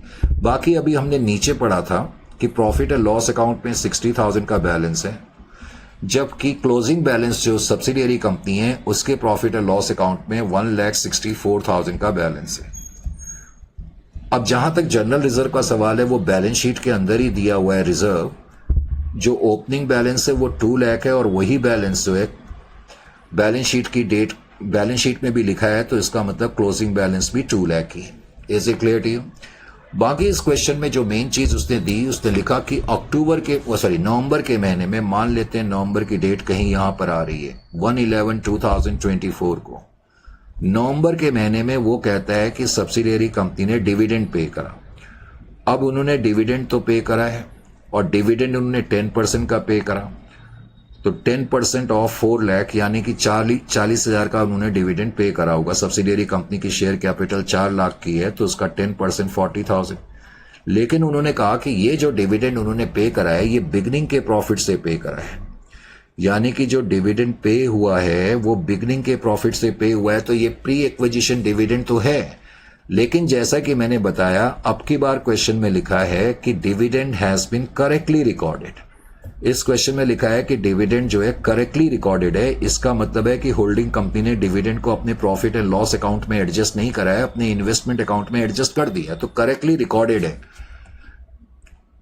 Correctly recorded. तो इसलिए रेक्टिफिकेशन की जरूरत इस क्वेश्चन में तुम्हें नहीं पड़ेगी। No rectification is required, no rectification, इसमें रेक्टिफिकेशन की जरूरत नहीं पड़ेगी। इसमें मेन पॉइंट ये है, नो रेक्टिफिकेशन। समझ में आया? मेन इस क्वेश्चन के पॉइंट जो थे वो तुमने लिख लिए। बाकी इस क्वेश्चन में ये भी लिखा था कि on the date of acquisition को, on the date of acquisition को कुछ रिवैल्यूएशन भी हुआ। जो प्लांट एंड मशीनरी थी उसको 3,60,000 पे रीवैल्यू करा गया। ये इस क्वेश्चन के जो थे मेजर पॉइंट थे। बाकी तो इस क्वेश्चन में कुछ है नहीं, लेकिन फिर भी अब हमारा फर्ज है कि तुम्हें कराना और तुम्हारा फर्ज है करना, तो मैंने क्वेश्चन को करा। तो सबसे पहले तो डिग्री ऑफ कंट्रोल हमने कंप्यूट करा, जैसा कि हम करते ही हैं। तो डिग्री ऑफ कंट्रोल अब डिग्री ऑफ कंट्रोल को कंप्यूट करने के लिए हम पहले तो ये देखते हैं सब्सिडियरी कंपनी के जो टोटल इक्विटी शेयर हैं, नंबर कितना है उनका, 40,000 है। अब 40,000 में अब की बार हमारे पास कितने शेयर हैं, 32,000 शेयर हैं। ये क्वेश्चन की ओपनिंग लाइन में लिखा है। 32,000 शेयर्स हमने एक्वायर करे थे, 6,45,000 का हमने प्राइस पे करा था। इसका मतलब 8,000 शेयर अदर शेयर होल्डर्स के पास हैं, तो 4:1 का रेशियो आपका हो जाएगा। स्टेप नंबर 2 में मैंने रीवैल्यूएशन करा। रीवैल्यूएशन जब आप करोगे तो कोशिश होनी चाहिए आपकी rate of depreciation, short form में मैंने ROD लिख दिया। रेट ऑफ डेप्रिसिएशन आपको पहले कंप्यूट करना है। उसके लिए आप ये देखते हैं कि बुक वैल्यू बिगनिंग में कितनी है। तो बिगनिंग की बुक वैल्यू जो है, नीचे उसने लिखा था कि 3 लाख की है। अब closing book value balance sheet से आपको पता लग गई 2,70,000 की है। तो इससे आपको यह भी पता लग गया कि सब्सिडियरी कंपनी ने डेप्रिसिएशन जो है वो 30,000 का चार्ज करा, और परसेंटेज आप कंप्यूट करोगे तो 10% का डेप्रिसिएशन आ जाएगा। फिर हम ये देखते हैं on the date of control को। तो डेट ऑफ एक्विजिशन के दिन एसेट कितने पर रीवैल्यू हुआ, रीवैल्यूड एट। तो एसेट जो रीवैल्यू करा गया वो 3,60,000 पर करा गया, करेक्ट, जो हमने अभी पढ़ा भी था। बस अब मुझे ये देखना है कि इस दिन बुक वैल्यू कितनी थी। तो book value on the date of acquisition कितनी थी, बिगनिंग में तो बुक वैल्यू 3 लाख की है। तो मैं इसमें डेप्रिसिएशन माइनस कर दूंगा 10% 3 महीने का, क्योंकि 3 महीने के बाद कंट्रोल की डेट है। तो 7,500, तो इसका मतलब 2,92,500 बुक वैल्यू थी जिस दिन कंट्रोल हासिल हुआ। तो अप वैल्यूएशन है 67,500 का। तो 67,500 का अप वैल्यूएशन है। तो ये तुम्हें पता लग गया कि अप वैल्यूएशन इस क्वेश्चन में इतना है। अप वैल्यूएशन पता करने के बाद फिर हम ये देखते हैं एडिशनल डेप्रिसिएशन। अब जब मैं एडिशनल डेप्रिसिएशन कंप्यूट करूंगा, पोस्ट एक्विजिशन पीरियड 9 महीने का है, तो रीवैल्यूड अमाउंट 3,60,000 है। 3,60,000 का 10% तो डेप्रिसिएशन आप लिखेंगे, और 9/12 आपने करा तो that will be equal to कितना आ जाएगा, 27,000 आ जाएगा। और लेस डेप्रिसिएशन चार्ज्ड, मैंने बताया था कि डेप्रिसिएशन चार्ज्ड, अब आपने इतने क्वेश्चन कर लिए हैं तो आप डायरेक्टली ऐसे कर लो। पूरे साल में आपने जो डेप्रिसिएशन चार्ज करा था 30,000 का करा था, तो 9 महीने का डेप्रिसिएशन कितना होगा डायरेक्टली कंप्यूट कर लो। 9/12 दैट इज इक्वल टू 22,500। तो एडिशनल डेप्रिसिएशन इसका मतलब हमें जो देना पड़ेगा दैट इज इक्वल टू 4,500। 4,500 का एडिशनल डेप्रिसिएशन हमें देना पड़ेगा। कोई प्रॉब्लम नहीं होनी चाहिए इस क्वेश्चन में मेरे ख्याल से। ये चीज करने के बाद अब हम अगला स्टेप जो करते हैं वो बेसिकली क्या करते हैं सर, अगले स्टेप में हम नेट एसेट्स कंप्यूट करते हैं। तो नेट एसेट्स कंप्यूट करने के लिए स्टेप नंबर 3 में नेट एसेट्स या एनालिसिस टेबल। तो एनालिसिस टेबल आपने बनाया, इसका मतलब है हम एक तरीके से स्टेटमेंट प्रिपेयर कर रहे हैं on the date of acquisition को सब्सिडियरी कंपनी के नेट एसेट्स देखने के लिए। पार्ट ए, पहले तो लिखा करो date of acquisition. Date of acquisition के दिन सब्सिडियरी कंपनी की शेयर कैपिटल कितनी है, पहले तो आप उसको लिखेंगे। अच्छा, इस क्वेश्चन में मैंने अभी तक एनालिसिस नहीं करा, जरा फास्ट करने लग गए हम लगता है क्वेश्चन। अभी तक हमने एनालिसिस नहीं करा है, तो वो भी हमने करा analysis of reserve and surplus. तो सब्सिडियरी कंपनी के जो रिजर्व एंड सरप्लस के आइटम है उसका एनालिसिस हमने अभी तक नहीं करा है। ए, प्रॉफिट एंड लॉस अकाउंट। अब प्रॉफिट एंड लॉस अकाउंट को पहले तो क्लोजिंग बैलेंस आप आराम से लिखो, जितना भी बैलेंस आपको गिवन है। 1,64,000 का बैलेंस आपको क्वेश्चन गिवन था, जो हमने पहले ही नोट कर लिया था जब हमने एनालिसिस करा था। अब मैंने बताया इसमें से हम ओपनिंग बैलेंस माइनस करते हैं, नो डाउट अबाउट दैट। और ओपनिंग बैलेंस है भी 60,000, लेकिन मैंने ये भी बताया था कि इसमें से डिविडेंड तो माइनस करना ही करना है। देखो यहां तो हम जो डिविडेंड माइनस करते हैं ये कोई रेक्टिफिकेशन वाला पार्ट नहीं है, ये इसलिए करते हैं क्योंकि डिविडेंड नवंबर में पे हुआ है और बिगनिंग के प्रॉफिट से पे हुआ है, तो बिगनिंग के प्रॉफिट को कम करना लाजमी है। तो 20,000 अब नेट ओपनिंग बैलेंस है, वो तुम माइनस करोगे तो 1,44,000। इसका मतलब सब्सिडियरी कंपनी ने ड्यूरिंग द ईयर में प्रॉफिट अर्न करा, करेक्ट, प्रॉफिट अर्नड। और इसमें से पहले 3 महीने के प्रॉफिट प्री एक्विजिशन हो जाएंगे। चलो मैं ऐसे कर देता हूं, तो 3/12 प्री एक्विजिशन प्रॉफिट एंड 9/12 जो है वो पोस्ट एक्विजिशन प्रॉफिट हो जाएंगे। तो 3/12 तुम कंप्यूट करोगे तो that will be equal to 36,000 and this will be equal to 1,08,000। इस तरीके से आपने जो ये प्रॉफिट्स थे इसको डिवाइड कर लिया। उसके अलावा फिर तुम्हें जनरल रिजर्व गिवन है, तो जनरल रिजर्व में कोई प्रॉब्लम ही नहीं है क्योंकि जो क्लोजिंग बैलेंस है वही ओपनिंग बैलेंस है। अब क्लोजिंग बैलेंस आपका 2 लाख का है, तो उसमें से आप ओपनिंग बैलेंस माइनस करोगे। अब ओपनिंग बैलेंस कितना दिया हुआ है, वो भी 2 लाख का दिया है। इसका मतलब जनरल रिजर्व में इस साल सब्सिडियरी कंपनी ने कुछ भी ट्रांसफर नहीं करा। अगर कुछ भी ट्रांसफर नहीं करा तो कोई प्री एक्विजिशन और पोस्ट एक्विजिशन हो नहीं सकता, इजंट इट। स्टेप नंबर 4 में अब हमने एनालिसिस टेबल बनाया। तो एनालिसिस टेबल, अब एनालिसिस टेबल जो है, एनालिसिस टेबल बनाते से जब हम बनाते हैं तो हमेशा पहले part A date of acquisition लिखना जरूरी है।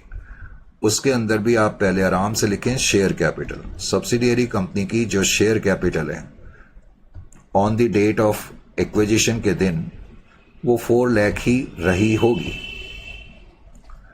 उसके अलावा फिर हम इसमें रिजर्व एंड सरप्लस के आइटम लिखेंगे। तो profit and loss account, profit and loss account में ओपनिंग बैलेंस 20,000 का है, नेट ओपनिंग बैलेंस लिखना है, ये गलती मत करना, नेट ओपनिंग बैलेंस लिखना है। प्लस पहले 3 महीने में जो प्रॉफिट कमाया गया वो 36,000 का कमाया गया। तो इसका मतलब कंट्रोल के दिन प्रॉफिट एंड लॉस अकाउंट में 56,000 का बैलेंस था, इजंट इट। इसी तरीके से आप जनरल रिजर्व लिखेंगे। अब जनरल रिजर्व में ओपनिंग बैलेंस जो है वो तो 2 लाख है और प्री एक्विजिशन जनरल रिजर्व कुछ है ही नहीं क्योंकि ड्यूरिंग द ईयर में जनरल रिजर्व में कुछ ट्रांसफर ही नहीं हुआ। तो कंट्रोल के दिन जनरल रिजर्व में 2 लाख का बैलेंस था। उसके अलावा हमने रीवैल्यूएशन करा था, तो रीवैल्यूएशन रिजर्व 67,500 का था due to up valuation of plant and machinery. कोई बोनस कैपिटल नहीं है, कोई underwriting commission preliminary expense discount नहीं है, होता तो मैं माइनस करके लिख देता। अब आप इनको टोटल कर लें, 7,23,500 आ गया।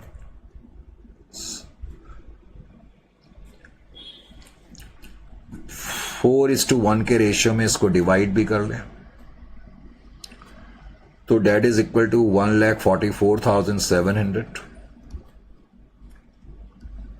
इंटू 4 5,78,000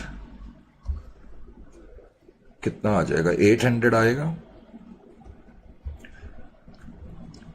उसके अलावा फिर पार्ट बी लिखेंगे आप। पार्ट बी में post acquisition reserve and surplus, उसके अंदर भी A profit and loss account. Profit and loss account बाद के जो 9 महीने थे उसमें सब्सिडियरी कंपनी ने 1,08,000 का प्रॉफिट कमाया।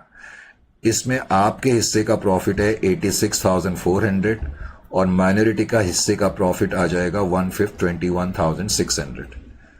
जनरल रिजर्व जो है, general reserve post acquisition general reserve कुछ है ही नहीं क्योंकि ड्यूरिंग द ईयर में हमने जनरल रिजर्व में कुछ ट्रांसफर नहीं करा ना। अब डेप्रिसिएशन, एडिशनल डेप्रिसिएशन हमने कंप्यूट करा था तो 4,500 का एडिशनल डेप्रिसिएशन था। एडिशनल डेप्रिसिएशन में हमारा हिस्सा 3,600 हो जाएगा और इनका हिस्सा 900 हो जाएगा, करेक्ट। 21,600 में से मैं 900 माइनस कर देता हूं तो 20,700 नेट अमाउंट आ जाएगा। अब मुझे कैलकुलेटर की जरूरत पड़ रही है तो इसका मतलब जो है मेरा फ्लो अब धीरे धीरे कम हो रहा है, उसका कारण क्या है कि ये ना इलेक्ट्रॉनिक पैनल जिसमें हम लिख रहे हैं ये बड़ा गर्म हो जाता है कई बार लिखते लिखते, और तुम्हें पता है मैं लिखता इतना सारा हूं तो, और हाथ भी जलने शुरू हो गए। एनीवे, अब इस केस में फिर कॉस्ट ऑफ कंट्रोल हमने कंप्यूट करना है। अब कॉस्ट ऑफ कंट्रोल मैंने कंप्यूट करा, लेकिन आपके लिए चलो इतना हम करेंगे। कॉस्ट ऑफ कंट्रोल, अब कॉस्ट ऑफ कंट्रोल में यहां पर मेन पॉइंट है जो मैं जिसकी वजह से ये क्वेश्चन आपको करा रहा था। बताओ इन्वेस्टमेंट कितनी लिखूंगा। अब कई बच्चे यहां गलती क्या कर देंगे, बैलेंस शीट का अमाउंट देखेंगे, कितना भी उनको समझाया जाए, भाई जो पैसा आपने इन्वेस्टमेंट इन शेयर्स, पूरा ही लिख दिया मैंने, shares of subsidiary company, subsidiary company के शेयर्स खरीदने के लिए आपने जो पैसा दिया है वो क्वेश्चन की ओपनिंग लाइन में लिखा था 6,45,000, और अब की बार मैंने इसमें से डिविडेंड माइनस नहीं करा, मैंने अब की बार डिविडेंड माइनस नहीं करा, ये मैं ऐसे ही लिख रहा हूं, तुम्हें लिखना नहीं है। क्यों? क्योंकि अब की बार डिविडेंड करेक्टली रिकॉर्डेड है। करेक्टली रिकॉर्डेड का मतलब वो इन्वेस्टमेंट अकाउंट में ऑलरेडी एडजस्ट कर चुके हैं, तो इसलिए रेक्टिफिकेशन की यहां पर जरूरत नहीं पड़ेगी, जो उस वक्त मैं तुम्हें बोल रहा था। तो 6,45,000 में से बस आप अपना share of net assets minus कर देंगे। तो शेयर ऑफ नेट एसेट्स जो अभी हमने कंप्यूट करे थे 5,78,800, वो आप माइनस इसमें से कर दो, तो 66,200 आपकी गुडविल आ जाएगी। 66,200, this will be the goodwill. I hope कि आपको ये पता लग गया होगा, और कंसोलिडेशन में से भी आप माइनस नहीं करेंगे। Is it clear to you? उसके अलावा फिर जो स्टेप नंबर 6 है माइनॉरिटी इंटरेस्ट को कंप्यूट करने का, वो भी मैं कर देता हूं। माइनॉरिटी इंटरेस्ट, अब on the date of acquisition को माइनॉरिटी के हिस्से में कितने नेट एसेट्स हैं वो हमने कंप्यूट कर लिए थे 1,44,700। फिर शेयर इन माइनॉरिटी का कितना शेयर है, share in post acquisition P&L and reserves, वो हमने कंप्यूट कर लिए थे 20,700, शायद हमने निकाला था, मैं ही भूल गया कितना, 20,700। तो 20,700 आप इसमें ऐड कर दो, तो ये आपका आ गया 1,65,400। तो इस तरीके से माइनॉरिटी इंटरेस्ट भी कंप्यूट करेंगे। अब इस क्वेश्चन में आपको समझ में आ जाना चाहिए कि जब डिविडेंड करेक्टली रिकॉर्डेड है तो इन्वेस्टमेंट में से भी माइनस नहीं करेंगे और कंसोलिडेटेड P&L में से भी माइनस नहीं करेंगे। बाकी आप बाय बैलेंस शीट खुद बना सकते हो, इसमें कोई प्रॉब्लम नहीं है, इतने क्वेश्चन हम कर चुके हैं। वैसे तो मैंने यहां बनाई हुई है बैलेंस शीट, ये मैं वैसे ही रीड कर दे रहा हूं। शेयर कैपिटल 10 लाख की सिर्फ होल्डिंग की, बाकी रिजर्व 480 आएंगे क्योंकि कोई पोस्ट एक्विजिशन है नहीं। अब कंसोलिडेटेड P&L में देखो जो होल्डिंग का बैलेंस है प्लस जो पोस्ट एक्विजिशन शेयर है। अब शेयर ऑफ डिविडेंड मैंने लिखा है, लेकिन मैंने कुछ माइनस नहीं करा और मैंने लिख भी दिया है नो नीड, यहां कोई जरूरत अब नहीं है, कोई अनरियलाइज प्रॉफिट नहीं है, एडिशनल डेप्रिसिएशन माइनस करेंगे। बाकी कैपिटल रिजर्व इस क्वेश्चन में नहीं है। माइनॉरिटी का क्लेम आपने लिख दिया, बैंक ओवरड्राफ्ट मिला करके लिख देंगे, बिल्स पेबल मिला करके लिख देंगे, सन्ड्री क्रेडिटर मिला करके लिख देंगे, कुछ और है नहीं इसमें करने के लिए। लैंड एंड बिल्डिंग भी कंसोलिडेशन करने के लिए line by line addition. Plant and machinery में पहले तो दोनों के आइटम को मिला दें, अप वैल्यूएशन ऐड करें, एडिशनल डेप्रिसिएशन माइनस कर दें। बाकी इन्वेस्टमेंट देखो 720 की थी, उसमें से जो 6,45,000 जो इन्वेस्टमेंट हमने सब्सिडियरी कंपनी में करी है वो मैंने हटा दी, और आउटर कॉलम में 75,000 आएगा, और गुडविल भी लिखना मत भूलना। बाकी इन्वेंट्रीज आप लिख देंगे, बाकी सब चीजें मिला करके ही लिखनी है, इसमें और कुछ मेरे बताने लायक नहीं है। Is it clear to you? तो ये था क्वेश्चन, और इस क्वेश्चन को करने के बाद आप क्वेश्चन नंबर 14 खुद ट्राई करेंगे।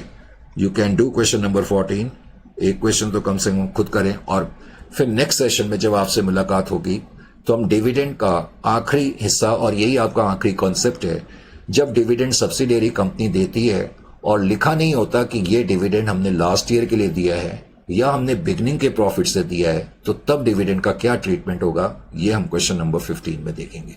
तो मिलते हैं आपसे नेक्स्ट सेशन में। टिल देन टाइम टू से गुड बाय।